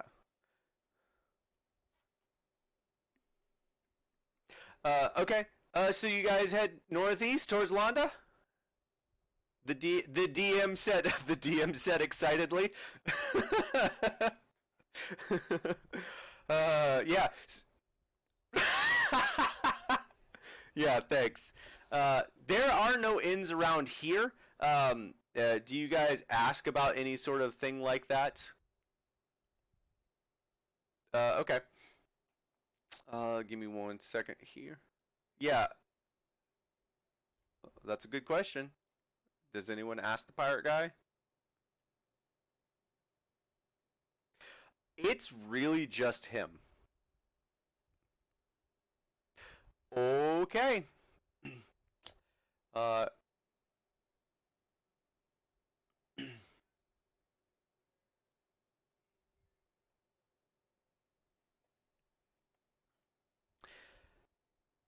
yes, you all do look pretty weary, that's for sure. Uh, well, there isn't really too many places to stay along the road. Most people travel in sort of a group like you are. Um, it's not generally a safe place to travel on the road alone. So it's good that you guys are all grouped together. And there is, however, one place you may stay, and he like you all. You does anyone have a map? Does anyone? Can I mark on your map?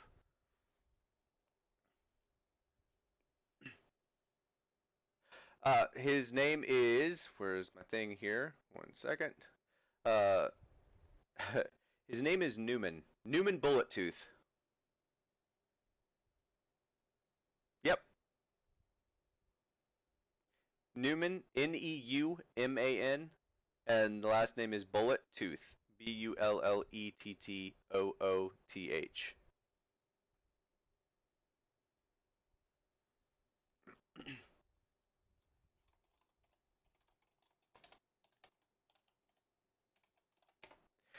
You hand him the map, and he pulls up on your map. Yeah, if you travel roughly, oh man, I want to say it's like 50 or 60 miles north. I need to do a different color. You guys can't see that crap. Uh, If you travel roughly 50 or 60 miles right before you reach the river, there is a small shack by the river that you all may be able to stay at. Give them my name and tell them I sent you. You shouldn't have too much trouble, but you may have to convince them to stay there. It's let's just say it's a friend of a friend.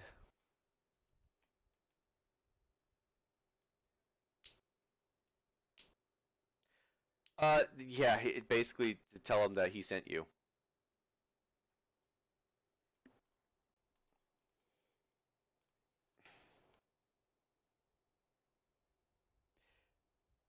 Well, my little kitty cat, there is always danger on the road. You just never know what you're gonna find.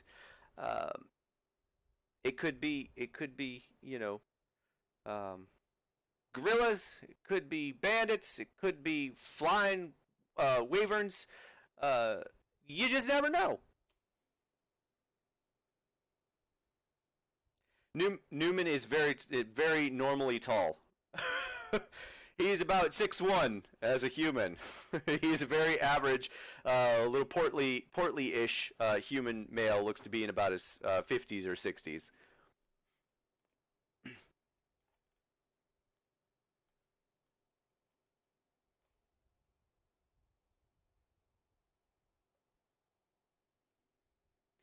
Hey, he lowers his voice and looks at you. Hey, where did you hear that? Who are you talking to?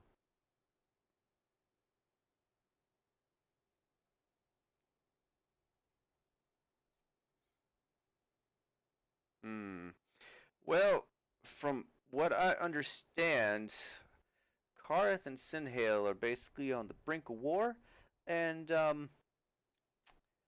yeah, that was the word that was passed around. But I heard from another source that a group of individuals, uh, about six, maybe seven people, uh, killed the king.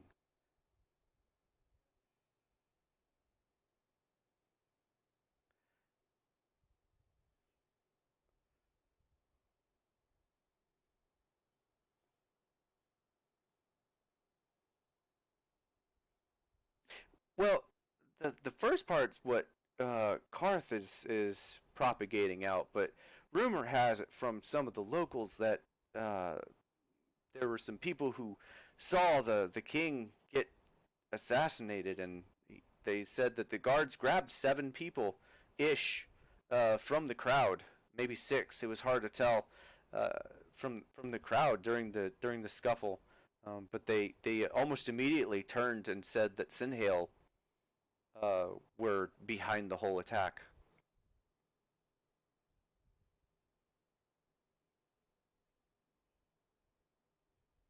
He holds out his hand and kind of like rubs his fingers together, and looks at you like, well, you wet my whistle, I wet your whistle. That's usually how this sort of stuff works, right? He's looking for gold.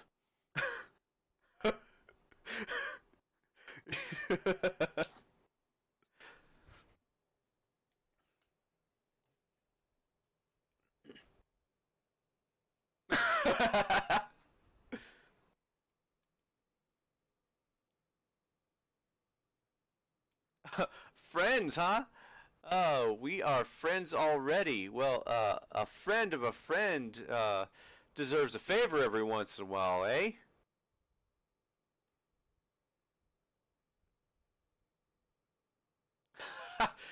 Deal. He gives you this big, uh, toothy grin. Some of his teeth are blackened and browned. Definitely piratey sort of smile to it, and he looks like you may have just given a bargain to the wrong person. But we'll see. Yeah. Uh huh. Go ahead.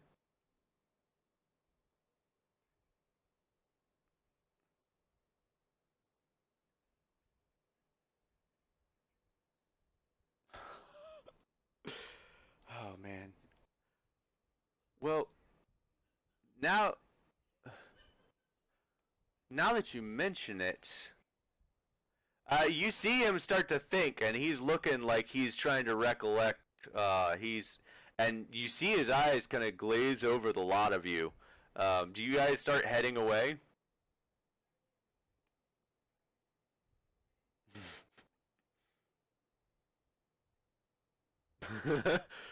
All right. I'm gonna.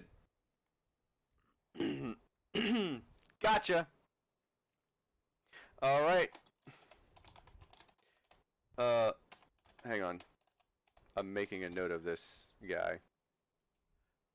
No, no, no. So you guys start walking away, and as he's thinking and like looking at you, and as you walk away, he's like, "Now hold on just a minute." No, can't be. No, yeah. You're good. You're good. And he's like giving you all the squint eye, like looking over each of you. Yeah, no, you guys don't quite match what I heard. No, I'm good. Oh yeah, you can roll. Absolutely, you can roll an insight check for this. And Natalia would absolutely roll for this too.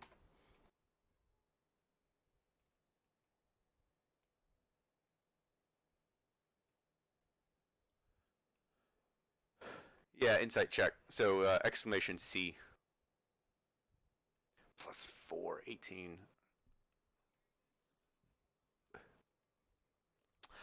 Natalia picks up on something. She gets the sense that.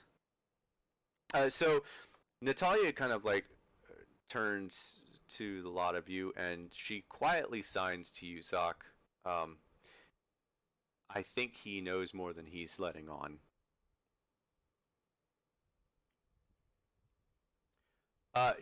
You could. Um, she is looking at you and Dante. Actually, yeah, you would understand this too. Comprehend languages. Um, she's looking at you.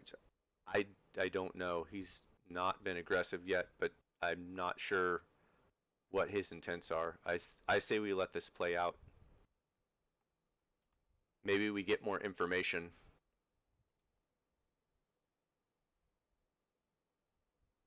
Mm-hmm.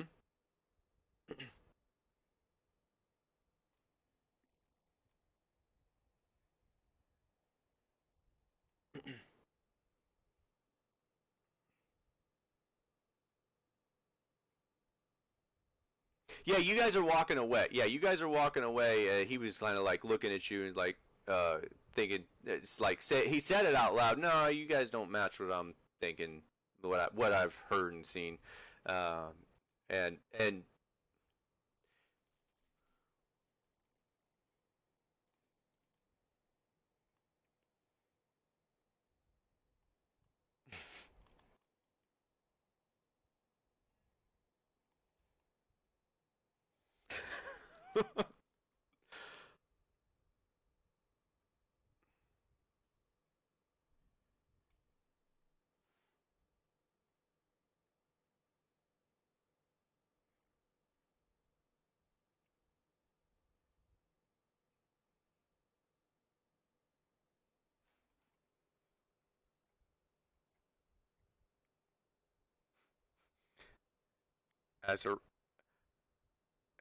as a reminder, all of those guards on the other side of the bridge.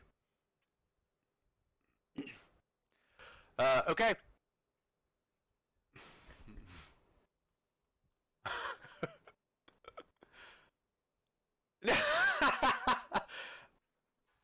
Uh, yeah, Natalia doesn't really want to, but I mean, it's gonna kind of come down to what the party thinks.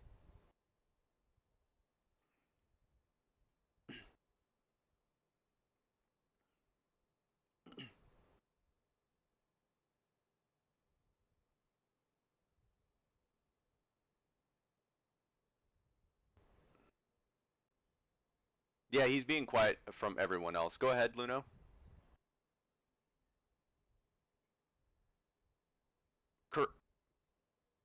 Yeah, correct. Just party members. Go ahead, Luno.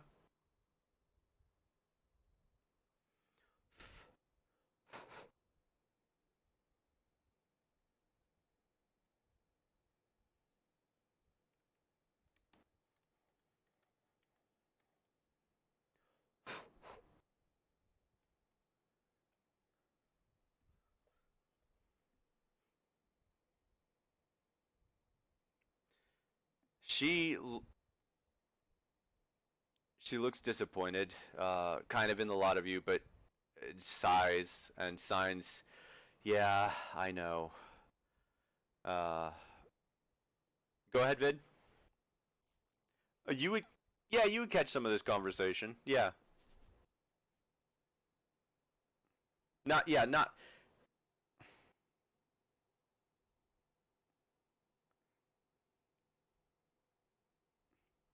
yeah.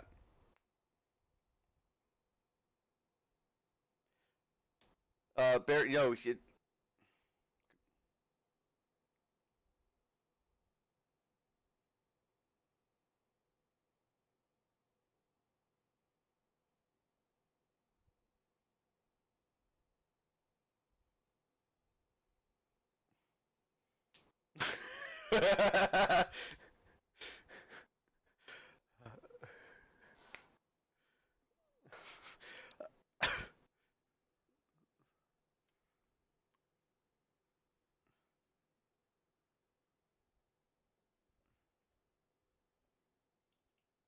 yeah.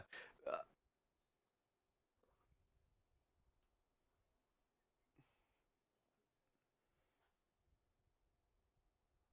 the dagger.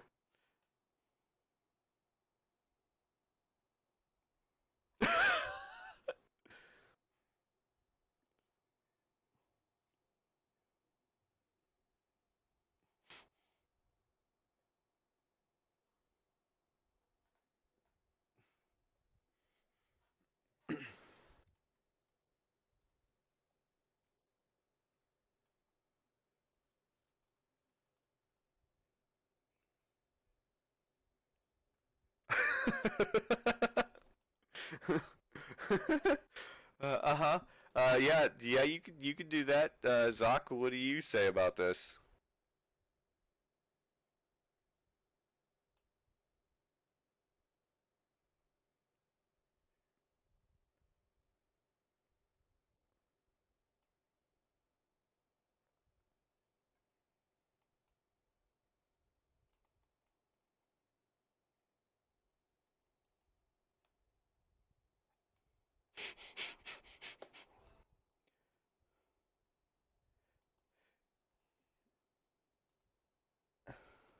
Uh-huh.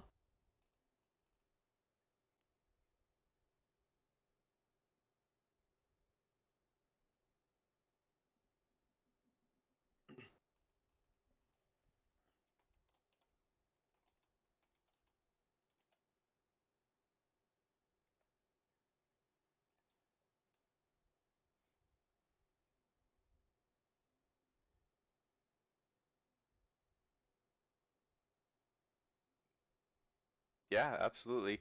How far away would you guys have walked from this guy? Like out of line of sight, or like maybe a mile or so away, or like how far away have you walked from this guy?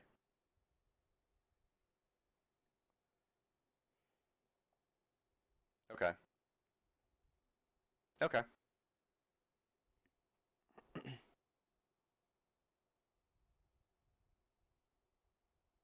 They want to plant the they want to plant the dagger on him. Sorry.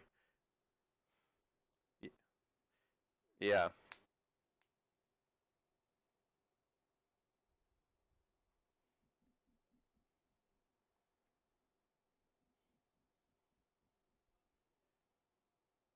Right.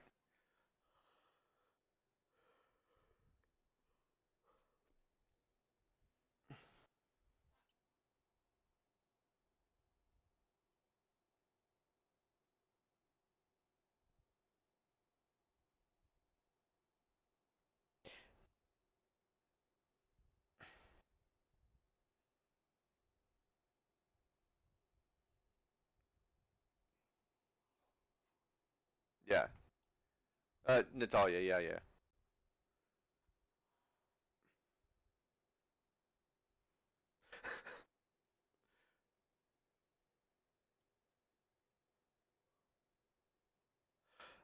There it would be a very, very small branch in Sinhale, Luno. Tab actually would probably know a little more information because of his affiliations. Um, but you guys aren't overly keen on the goings on in Sinhale, just out of the box. So, uh,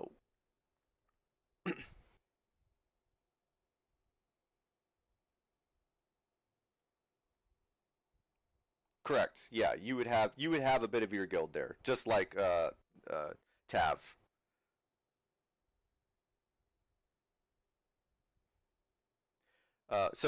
Natalia kind of signs back, like, I know I don't want to kill him either, and uh, but if we side with Sinhale, no one's ever going back to Karth.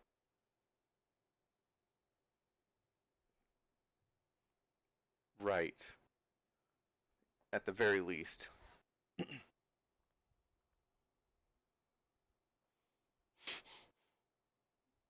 Right. So, so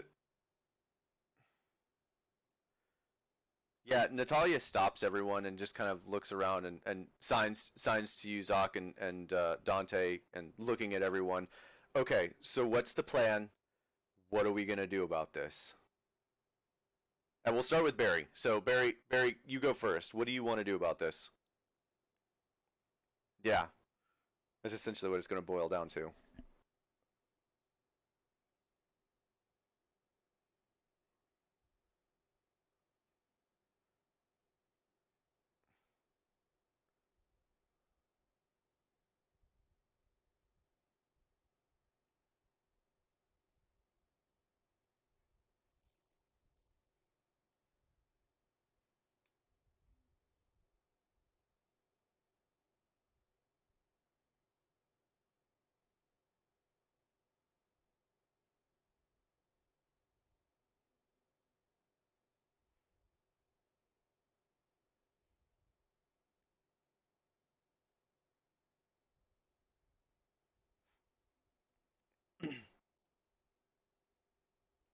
All right. Okay. Uh,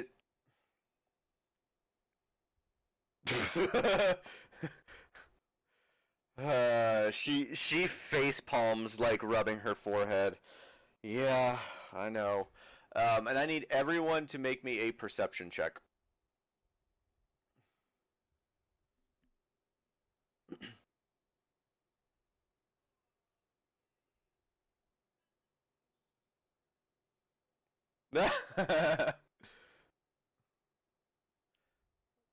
Barry is on his game tonight. Damn. He is rolling in the dough tonight. Yeah, so you guys are you essentially came in over here, and you have started walking along the path here. So it's actually fairly wooded. Almost as soon as you got off the shore, there's a forest line that this path kind of goes into, and it's fairly dense forest, with a bit of hills and mountainous terrain to your north, and it's the brush is fairly thick. Wow, that's a big token. I'm zoomed way in. Don't even worry about it. Yeah, don't even worry about it. Let's. Oh, you're fine. You're fine. So you guys are essentially right here on the map, and maybe I'll just do this. Let's go. Let's do this. 1 second. So I'm gonna zoom in. And we're gonna do that. And I'm going to save that, and we're going to zoom in on that even further. Maybe. Let's see if I can do this. Yeah, yeah, yeah. We'll see if it'll let me do this.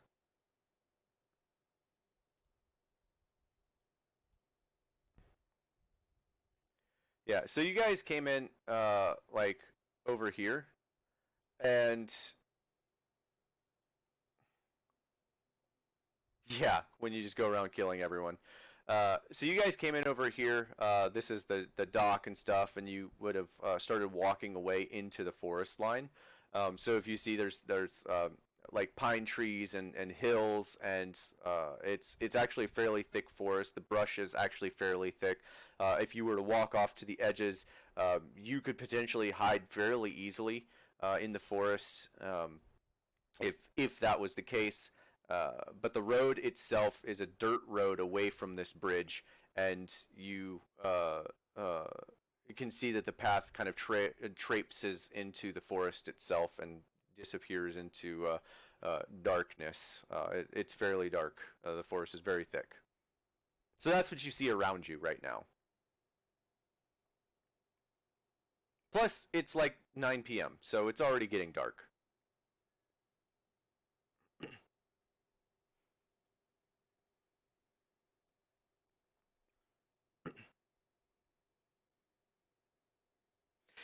As you're saying that, actually, did I roll for Natalia? I did. Oh no, I didn't. But she doesn't need to for this. Her passive is definitely high enough. So as you're saying that to Natalia, Barry and where's the other 20? Tav. Barry and Tav and Natalia. The three of you recognize the sound, and Natalia actually feels it. The sound of marching of feet. The sound of clanking armor, and Natalia catches a glimpse, looking at you, Zoc, facing back towards the bridge. She catches a glimpse of something, and she signs up to everyone and like waves you guys into the forest, like get out of the way, hide. Barry and Tav, you all hear what sound like soldier footsteps headed your way.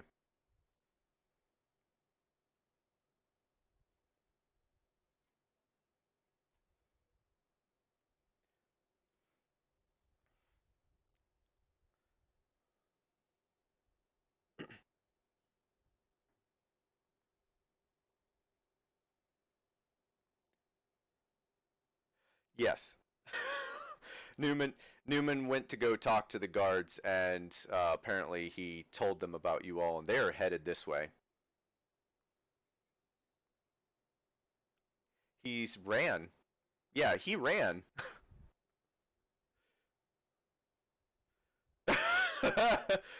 So I will give you all a chance. What are you all doing? There are Luno and Barry, the two of you, and Natalia is kind of like waving everyone into the forest. The two of you recognize the sound, the familiar sound of stomping guards in heavy plate armor.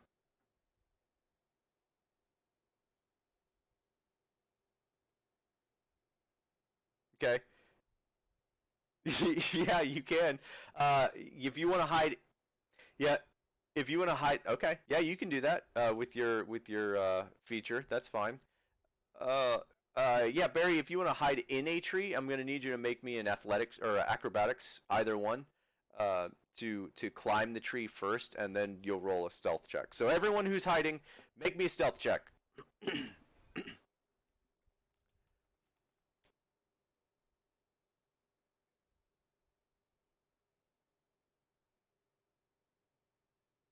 Okay, I gotcha, I gotcha. What did you ask, Tav? I'll go back over it in a second.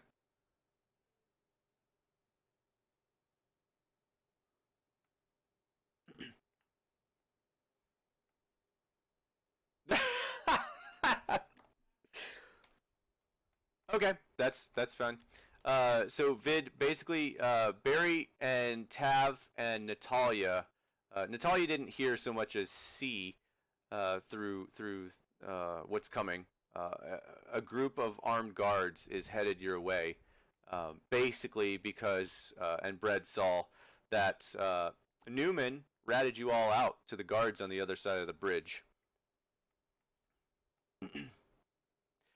And Zoc, just as a side note here, he was given a very large sack of money for that.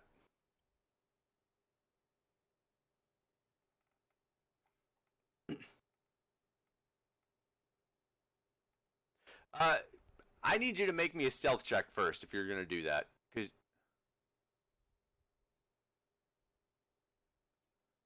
oh, you're okay. You're running towards the guard or away from them? Oh, okay, okay. All right, so let's do this. You guys are like in the forest line here, splitting off into the forest, and Zoc, you're running this way down the road. Okay. Uh, so everyone who's hiding, uh, if you roll a 10 or higher, you are hidden.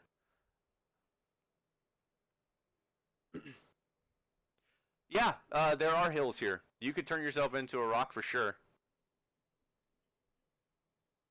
Yeah, I mean, you're already stealth.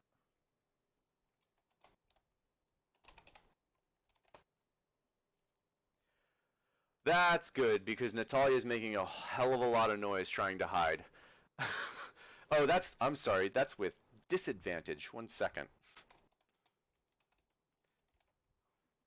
Okay, the 2 is with disadvantage. All right, so yeah, Natalia is making a hell of a lot of noise trying to hide as she's getting into the forest and brush. Mm, what sort of noise are you making, Zoc? Okay, how are you yelling? What are you saying? Is it just screaming or is it just like okay? Okay, we'll say that that is distracting enough. Yeah, that is distracting enough. Okay. Zoc, make me a performance check. And we'll say that that is enough distraction for Natalia to successfully hide.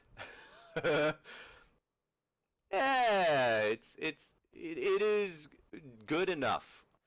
You guys, yeah, you all start to hear explode, and like and the guard pace picks up, and you see what look like about 20 guards run past the lot of you towards the noise. Zoc, uh, the guards are running towards you. What are you doing? Okay. How far do you run? And yeah.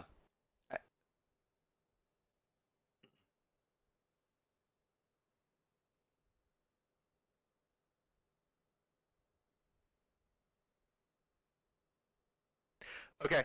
Make me a dexterity check first, and then or I'll let's do it this way. I'll let you make a dexterity check or an arcana check. Either you're fast enough or you're quick enough on your feet to think that you need to cast it soon enough.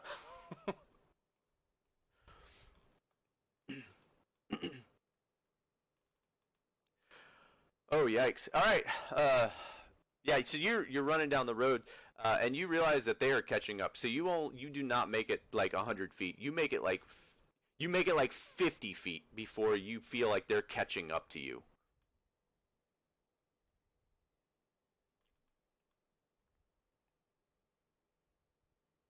Okay. Do you keep making noises? Oh you oh okay. You like stop moving. Okay, just making sure. Okay. So you run into the trees and cast invisibility on yourself, and you disappear into the forest. And about 5 seconds later, the guards come around the corner of the bend, and they're like all of them like traipsing through the wood the woods and around you, and they start looking around, and the guy in front holds up a closed fist, and they all stop, and they're all dead quiet for a moment. And he continues to hold up his fist as everyone is looking around and trying to find where the sound is now. And they wait for what feels like an eternity. It's only about 30 seconds, but it feels like forever. Your heart is pounding, and you are not sure if they know you're there or not. And then he drops his hand, and they continue running up the road.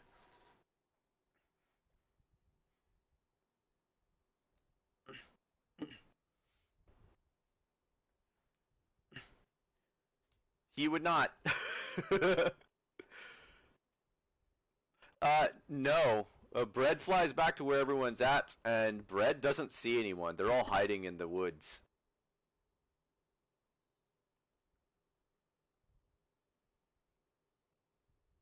No, they're all stealth. They're all hidden. Uh, so let's do because Newman is still on the other side of the bridge.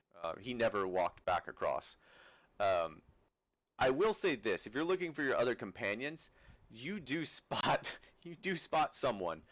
Natalia, who thinks that she is hidden, because she rolled a 2. Uh, she's because of how he's looking. He's able to look down, and he sees a very large shield pointing up at the sky, where Natalia is hiding behind a bush. But the shield itself is not hidden from the sky, and he can see that. She's just barely, marginally covered by this bush.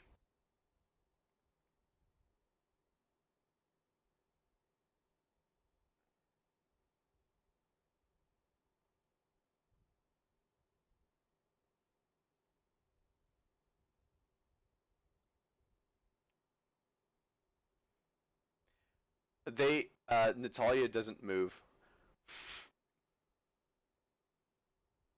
That's fine, right? But Natalia doesn't move because she doesn't hear that.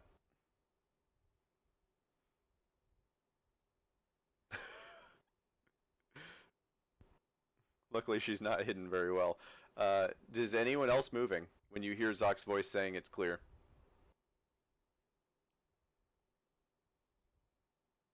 Okay. Anyone else moving? You just stay in your tree. Do you ever roll that athletics check? Oh, Barry, did you? Oh, you did roll the acrobatics. Oh yeah, okay, so you're good. Yeah, you are up in your tree and you're hidden. You're staying in your tree. Okay. Luno, I saw you left and came back. What are you doing?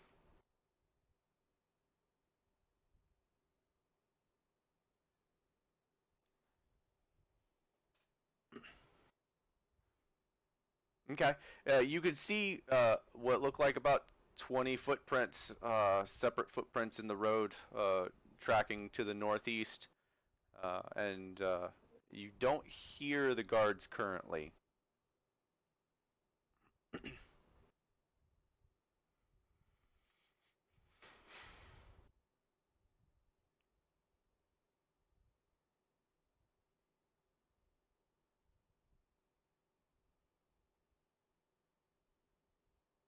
There were 50 guards, so there's another 30 on the other side of the bridge. Yeah.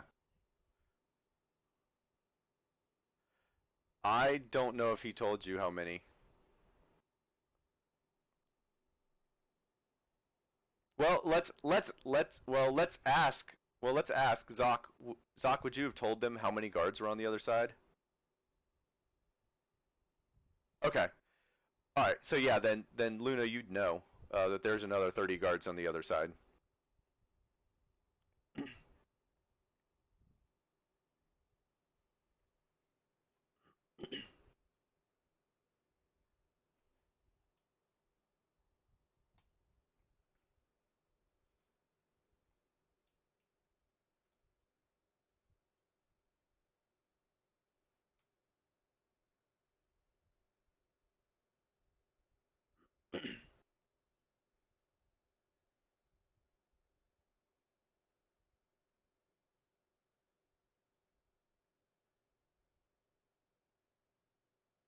So, where is Bread when he does that?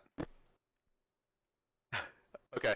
So in Zoc's voice, you hear, and by the way, and you all see in the middle of the road this raven appear out of nowhere, just in the middle of the road, and it just kind of like looks at all of you. And Zoc, do you say anything else?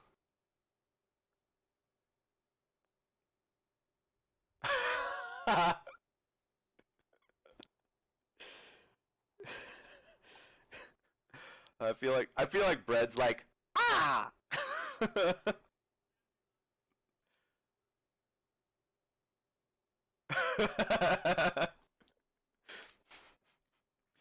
All right. You all look around and you realize that you're missing someone. Natalia's still in the woods. Natalia's still hidden. She doesn't hear anything, and she didn't see. She's, hiding behind a bush, so she doesn't see it either. You can try to find Natalia with a good perception or investigation check.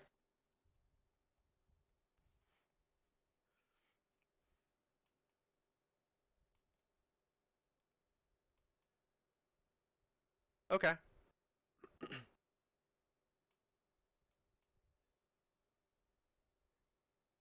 Okay. Yeah.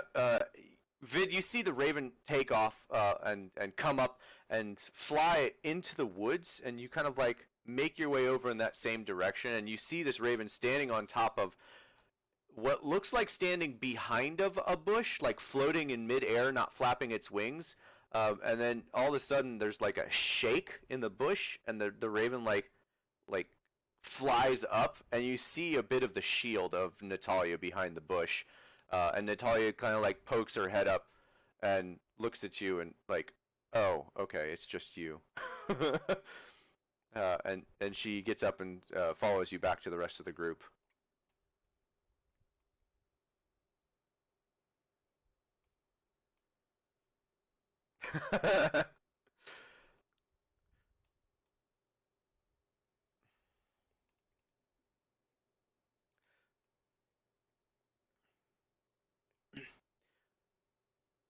Natalia looks at the rest of the group. Okay, so what now? Uh, they know that we went in this direction. Maybe we need to hide in the woods?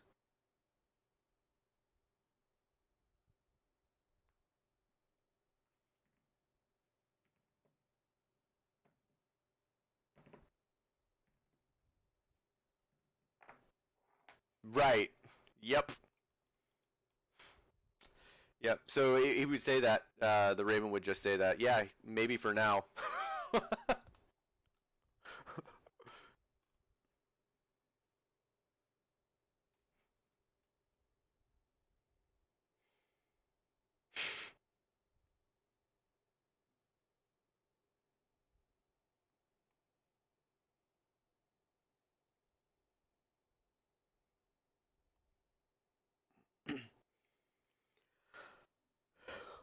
You guys are making.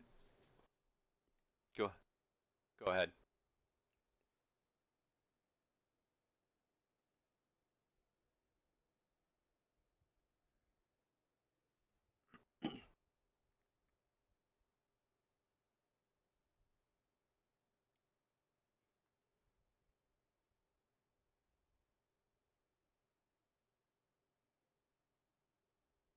Uh, you'll have to find out if you do that.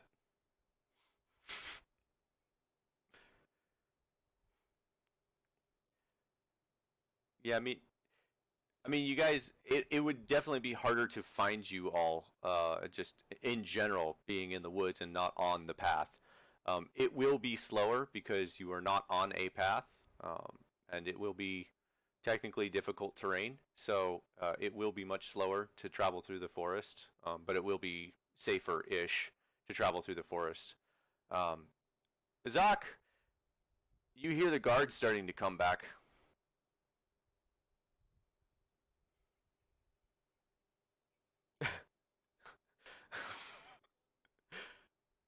It's been about 5-10 minutes. So they were running, and so they ran past everyone looking for those explosions.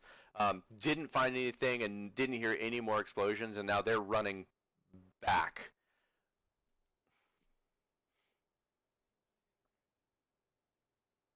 Nope, nope, nope. It's only been about 10 minutes. We're just gonna say that you guys, you don't have to roll for this. You guys are able to hide. They're not there yet. So you guys can make everyone goes to hide. Does anyone tell Natalia? Because she's just watching you guys like frantically running back into the woods. Okay. Yeah, she can read lips. So if you're looking at her and speaking that, uh, she'll is that Dante? She'll sign to you. Why are we hiding again?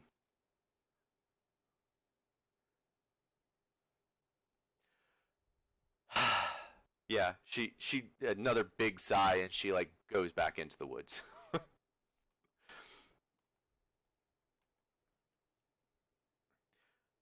Yeah, make me a athletics or acrobatics check.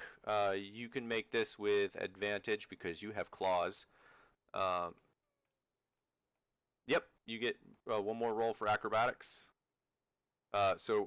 17 still high enough because that was your first roll, so that's fine. All right, so yeah, you're able to climb up into the tree and hide. Yeah, everyone's hidden. They're not here yet, and as you all finally get yourselves hidden, Zoc, you see the guards make their way past you again, and they are running and they're looking around into the woods and checking things out as they're running past, and moments later, about 10 to 30 seconds later, they run past everyone else. Again, just looking past, looking into the woods, just trying to see if they see anyone off the beaten trail that's hiding. And they don't spot any of you, and they continue on back towards the bridge.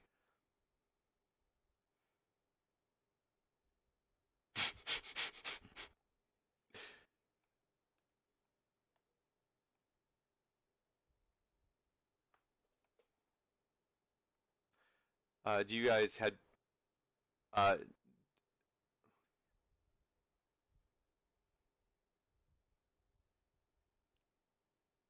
no, no, Natalia cannot read Raven's lips. Humanoid lips, yes. Animal lips, no.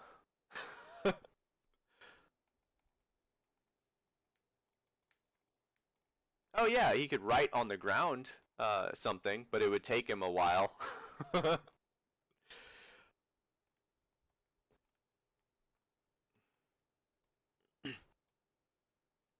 Right. Ravens are not that big. No, they're small creatures. I think in I'd have to look it up. I think in D&D they're listed as tiny, so it might actually be super small. But the guards passed. Does anyone come out on the road again? Okay. Barry kind of tentatively makes his way back to the road and like look around, and you can uh, hear the sound in the distance fading away as they run back towards the bridge. But you do not see the guards. They did not seem to see any of you, and they have continued to move their way.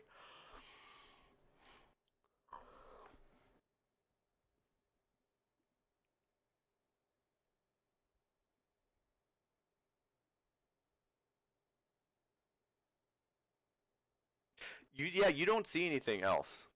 Again, the woods are fairly thick, and even looking from the tree higher up, it's still somewhat difficult to see. But because of where you're at, I mean, you don't see a whole lot on this road. It's like just your companions now that are slowly coming back onto the road.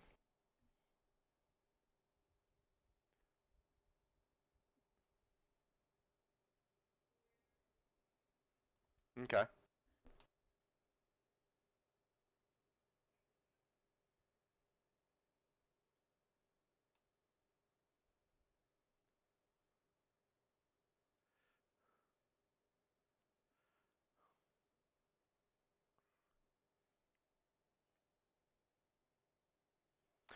Uh,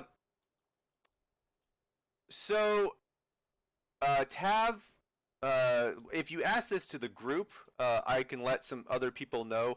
Zoc, since you are asking, I will actually let you roll for this. Roll me a D100. Let's see if you've ever found any information for Londa that may know one way or the other. Okay, so hey, buy one, man, buy one. Well, by two, but either way. So yeah, Zoc, you actually would have heard a bit of information about Londa. It is essentially a checkpoint, like a halfway mark between both Sinhale and Karth, and you would know that even in normal like high threat times, both uh, cities, both capitals, have been allowed to keep troops in Londa at the same time. They are always on opposite sides of town, and there's always some sort of issue, but they keep peace in Londa, generally speaking, and they keep tabs. It basically they use it as a staging point on both sides to make sure that the other side isn't marching towards the other. Is essentially what they use it for.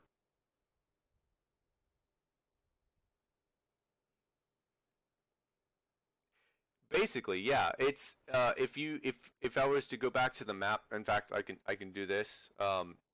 Let's pull this up real quick. If I were to go to the states here, you'll notice Londa is no state. Londa is its own uh, municipality that is outside the borders of the other states.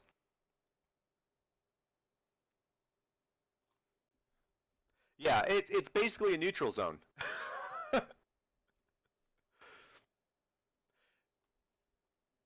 Yep, yep,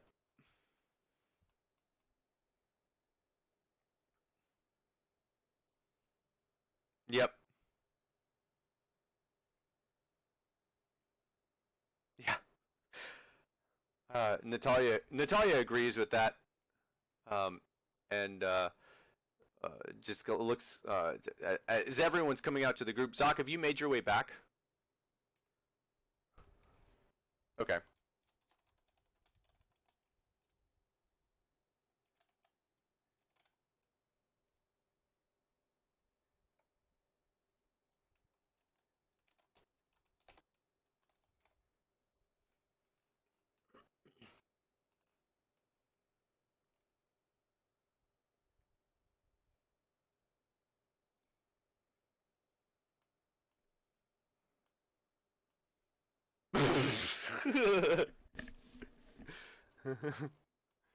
Uh,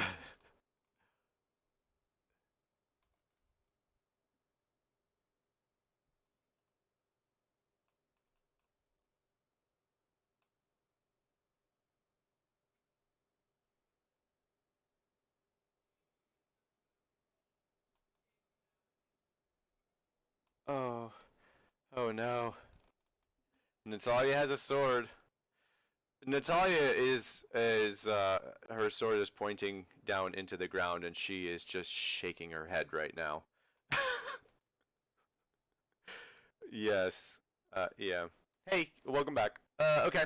So, what? Okay.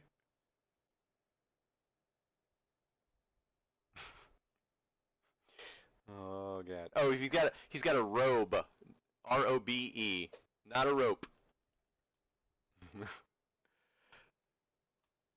Yes.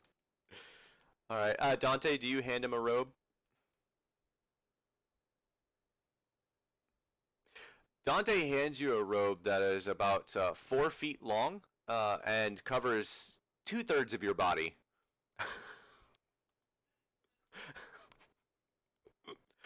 I mean, why would Dante have a robe that's 6 feet long?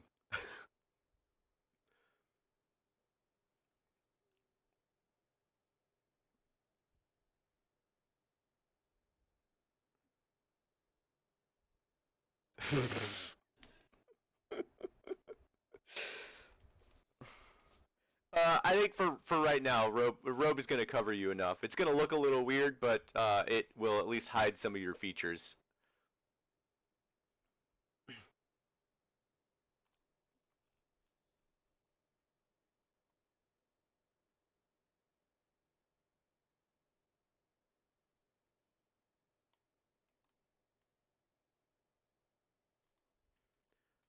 Okay.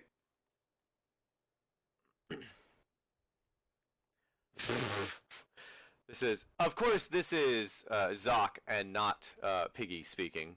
Just to be clear. Uh,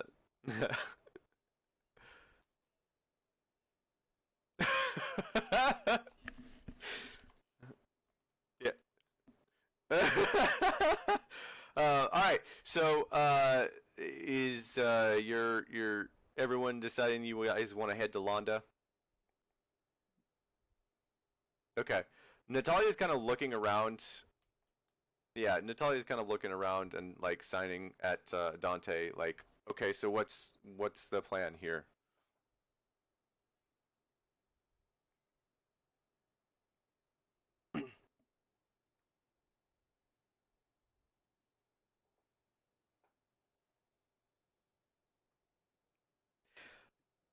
You wouldn't necessarily know when slash if you guys get to Londa. I will let Barry, Luno, Tav, and Zoc roll for that based on your backgrounds, whether or not you would have a friendly face there.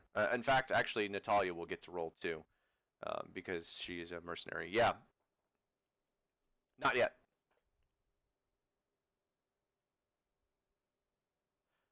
Yeah, if the party wants to wait 11 minutes for you to cast ritual cast comprehend languages, yeah, you can. Um, you basically have to make symbols on like the ground or on something. You have to like pause what you're doing generally to ritual cast that. Um, certain spells will, but comprehend languages is a complex spell because there's a lot of different languages. That's the way I'm going to play that. So they'll need to wait for you every hour or 10 minutes, 11 minutes for you to cast that if they want you to do that. Okay. Right. Yeah. Okay. So you all start heading towards Londa? All right. Woo! That's a good question. Are you staying on the road or not?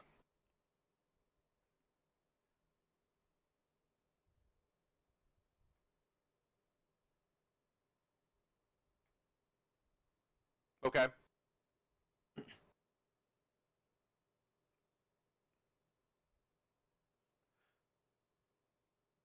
Okay. Is someone leading Zoc as he's doing that? Because Zoc's not going to have the senses that the other thing is.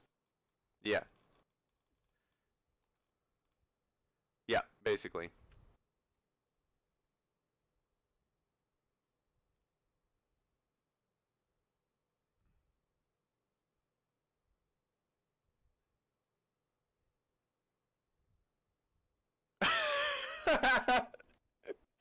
Yeah. I yeah. I feel. Yeah. I feel like I was gonna say I feel like that's something Vid would do. Vid's like, yeah, I'll lead you.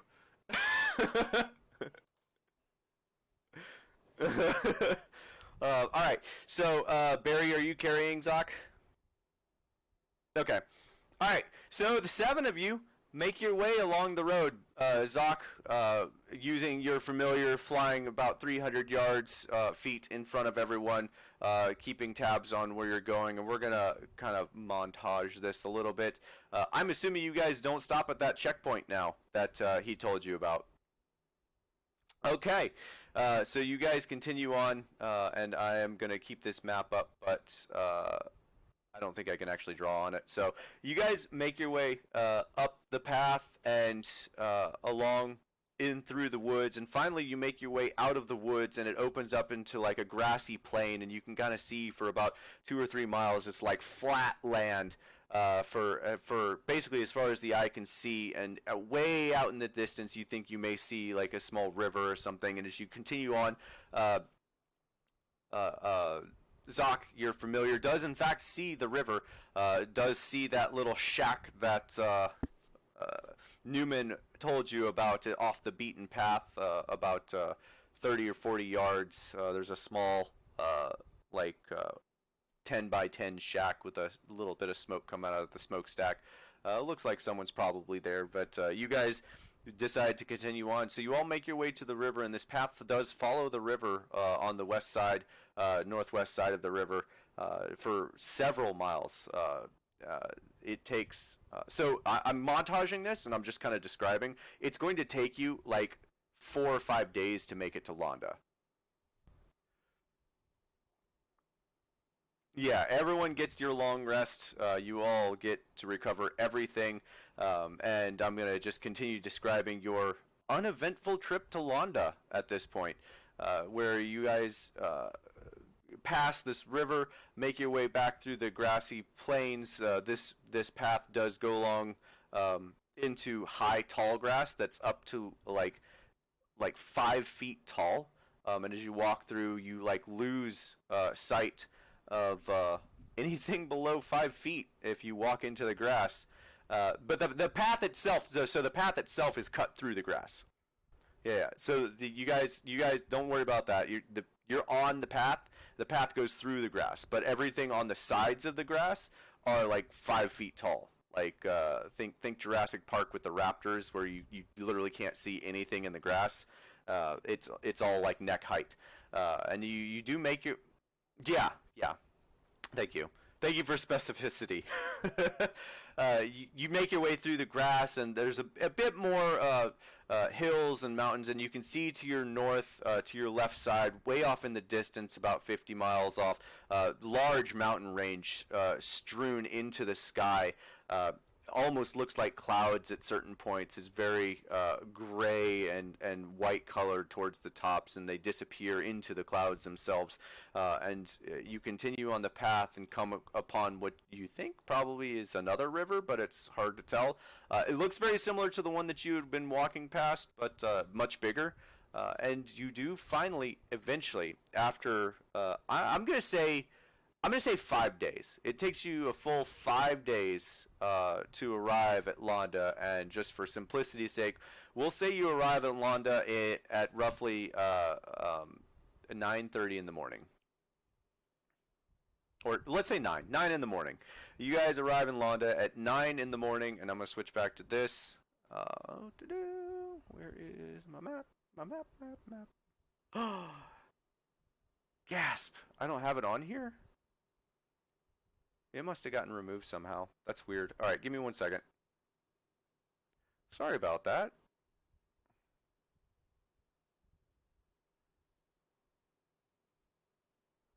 Londa. Oh, Tab, you're muted.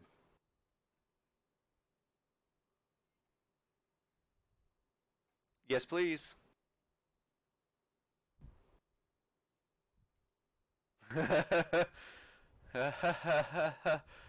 And I do have this map as nighttime. I'll have to fix that later for daytime, whatever. But you all make your way up the path, and you finally see a 15-foot high, tall stone walls rested with pillars and a large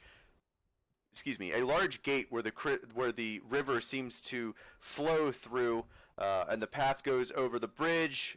You make your way out to the right. You can see farmland. And you make your way over the bridge, and as you get closer to the town, they do have a single guard out front with the emblem of you would assume Londa, because it doesn't match neither Sinhale or Karth.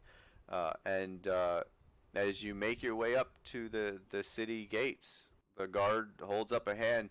Halt!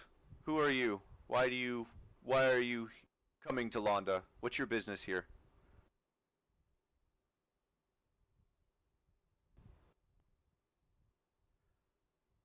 Do you say that out loud? Oh, okay.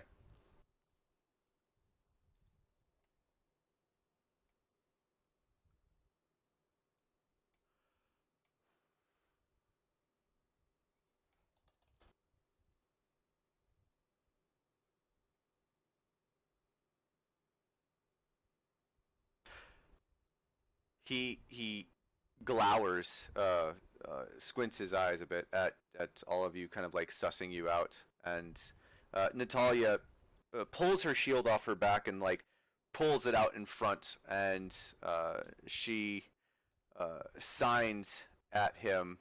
I'm with the Blood Axes. We've done work here before.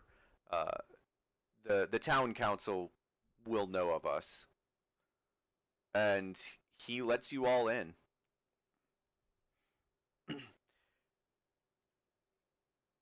And so you all make your way in. to Londa. So, brief description of Londa.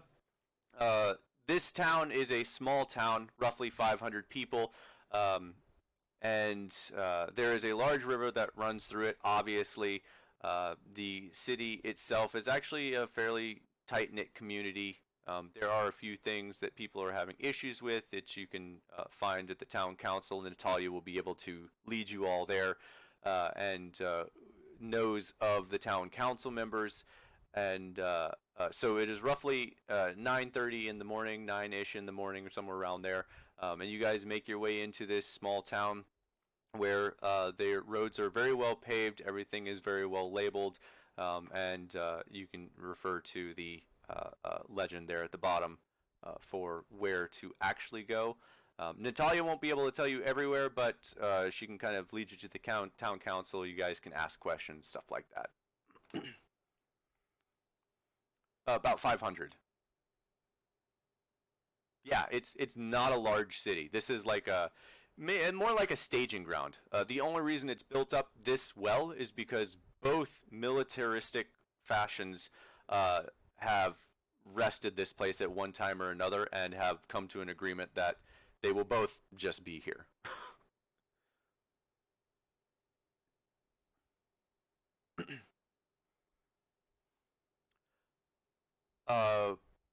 If you're asking Natalia, she'll say yes, but she doesn't know where they're at. She's like, I'm sure there are, but I don't know where they're at.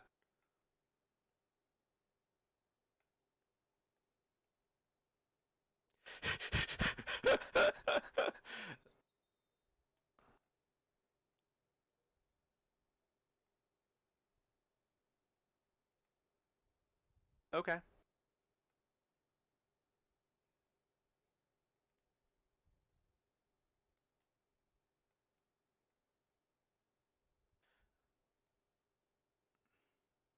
Mm-hmm.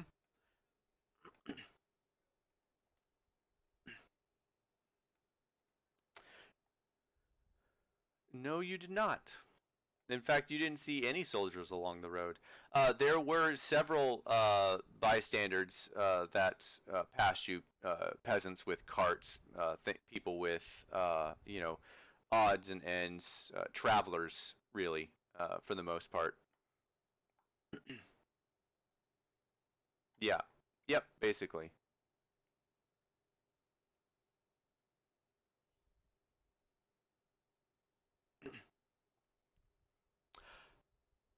Yeah, absolutely. You can take bread and fly up around the city. So the city itself is actually fairly sprawling for 500 people. The city itself is actually about a mile and a half wide. So it's really big for such a small town. And it does take some time to go from point to point, but it's um, you don't see any guards from either Karth or Sinhale here.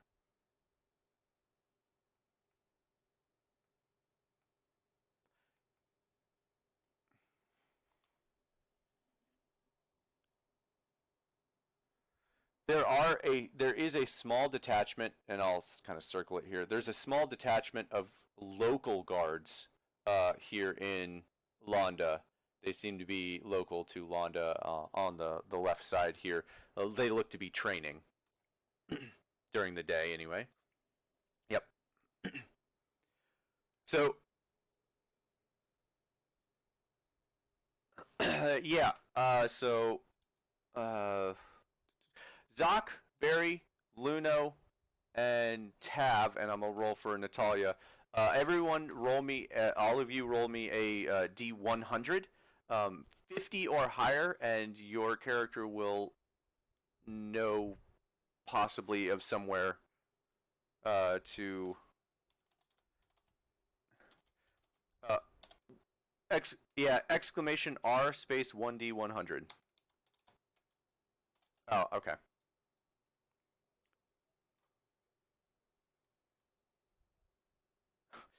Except you weren't one of the people that were supposed to roll. Oh wow, that is unfortunate. Yeah. No, Barry will roll, but yeah, Dante, not Dante. Yeah, yeah.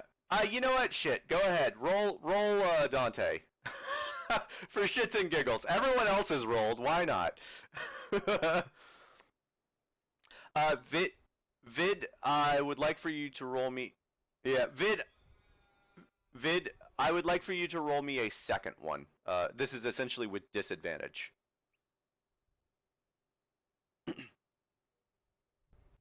Yeah. Dante, you can roll a second one if you'd like to see if you roll lower than an 8.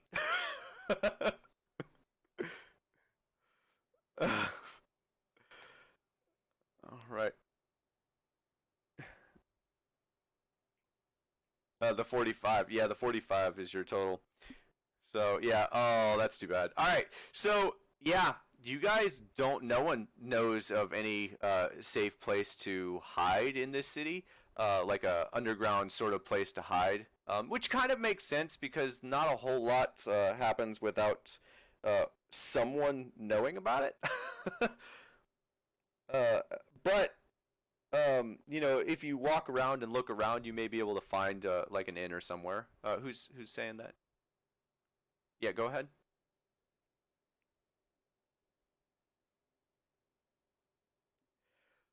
That's Well, that's what we were rolling for, but to see if anyone had any known places to hide, if you like happen to know someone who is here that could shelter you all, and no one knows.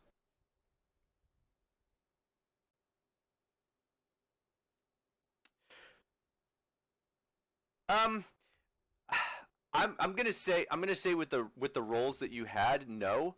Um, and more so, the city isn't quite big enough for like a sewer system. So you guys, essentially, as you walk in, uh, Zoc sends his familiar out to kind of scout around town, and he lets you know that there's guards almost due north. You do notice a very large lighthouse, number 7 there, and a very, very large building towards the center of town where several people have gathered. There's a market in the middle of town as well, and you can see, Zoc, you would see what look like drunkards uh, coming out of number 6 there, the Riverwalk Inn. Um, and yeah, that's your most notable features so far.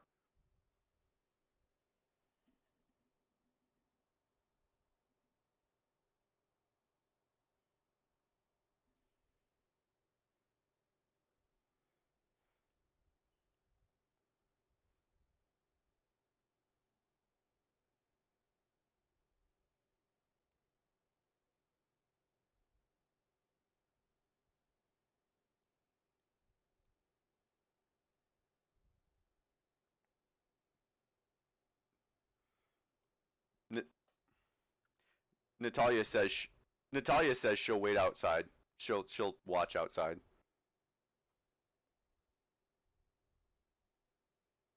The inn, the tavern.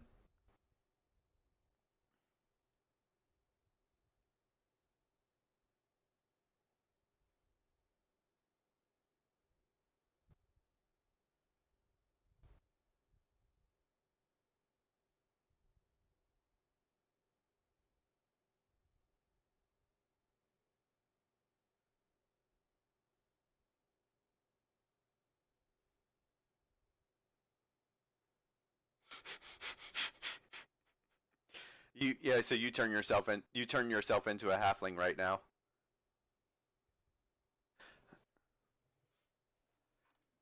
Okay. Uh, no, I'm sorry. I'll have to fix this map for next time. It is not currently dark. It is morning. It is about 9 in the morning. As you make your way inside of this town, it's a bright, sunny day. It's a beautiful day. Is there a bush nearby? No, not so much. This is a kind of a bustling city. There's a few trees by the river, but not a whole lot of bushes.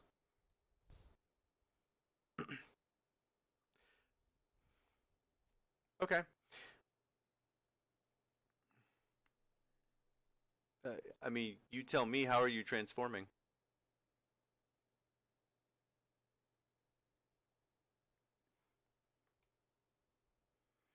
Okay. So just for clarity's sake, you guys are standing kind of in the middle of the road, making your way in towards town, and as you're all kind of standing here trying to figure out what you want to do, um, people are kind of starting to look at you.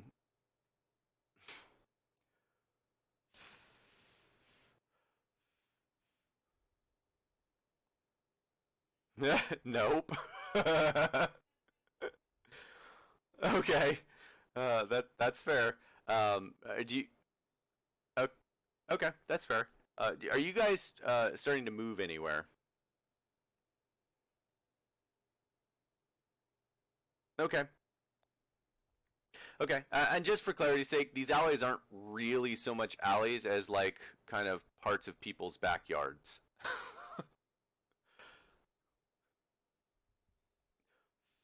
That's fine. Just letting you know that it's not like a bustling town where there's like thin alleys. It's like 10, 15-foot wide distances between houses where there is like lawn in between the houses. So you can do it when no one's looking. Yes, I will allow that, but I just want for clarity's sake, it's not an actual alley.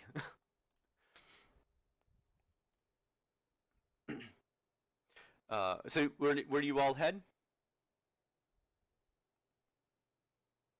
All right, you guys make your way through town, and no one seems to be paying you any mind. There's a beautiful, deep blue river that you have crossed over several times, and you make your way up north through town. Uh, you make your way, crud. Make your way up through town, and as you make your way up, you do see a bustling marketplace.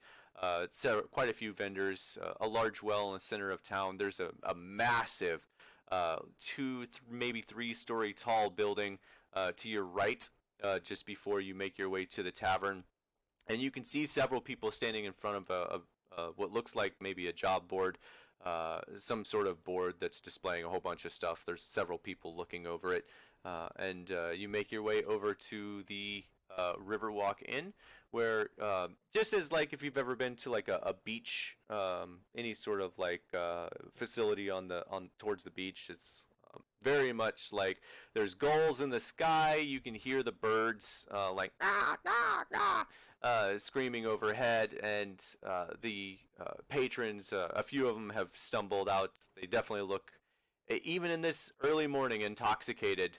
They probably stayed overnight drinking. And who is going into the tavern?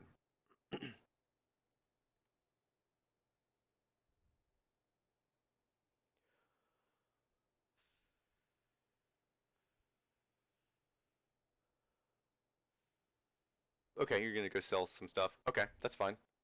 Uh, Anyone else going into the tavern?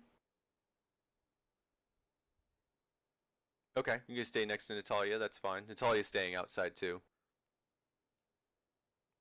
Okay, Dante's headed to the market with Zoc, Tab, and Barry.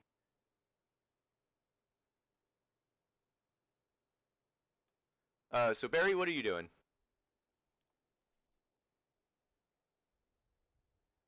Yeah, something that looks probably like a job board. Okay.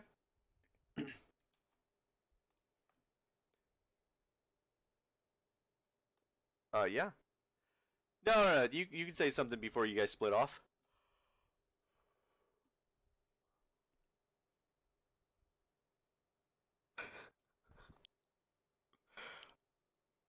I picture Dante like, yeah, I'll buy you another robe, same size, right?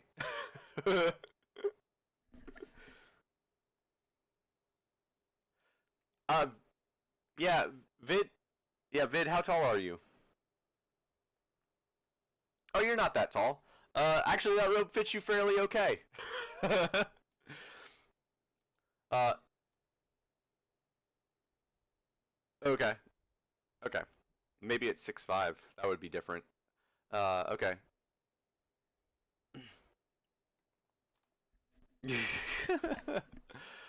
uh, Dante, are you agreeing to buy him a robe? Okay. Say that again, Dante. If you buy one that fits him, yeah. So yeah, that robe doesn't fit him great. It stops like a foot above his tail.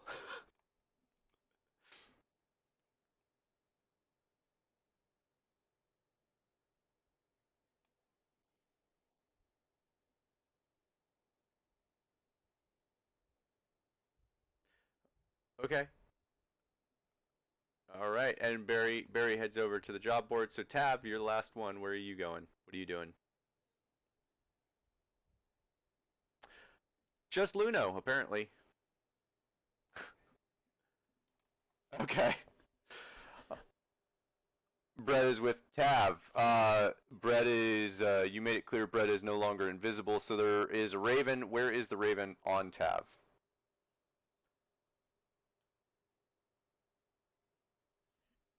Okay. So Tav, I'm gonna ask. Do you allow the Raven on your shoulder?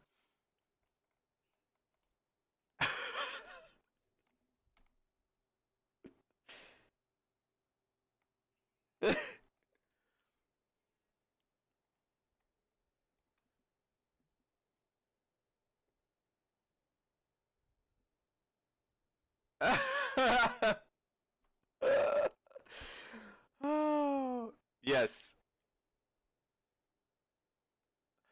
Well, it's 8 o'clock now. I was actually going to end it here, which would give me enough time to prep for next weekend because there's a lot of things that are going to happen in this city.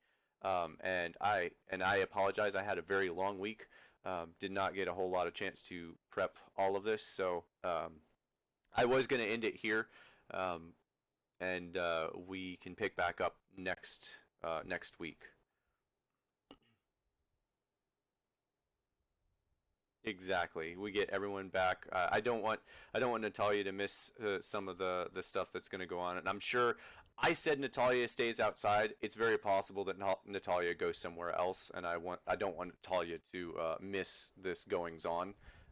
So I do want to do that. And next week I will have an updated map, and yeah, it I will have everything prepped for uh, the two people going to the three people going to the market. No, two people going to the market, the two people standing outside, the two people going into the tavern, and Barry going to the job board. So yeah, let's end it here. Sorry to cut it a little short this week, but next week I'm sure we'll make up for it. I'm sure. So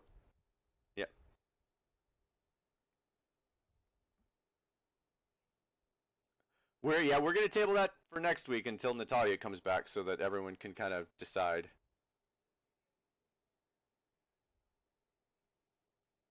There you go. Yeah, that works. Okay, sounds good. So I'm gonna end it here. Those of you who watched, if you were watching, thank you for joining us, and we will be back next week with a lot more fun and interesting things. Things are about to get wild, so it'll be a lot of fun. I'm excited.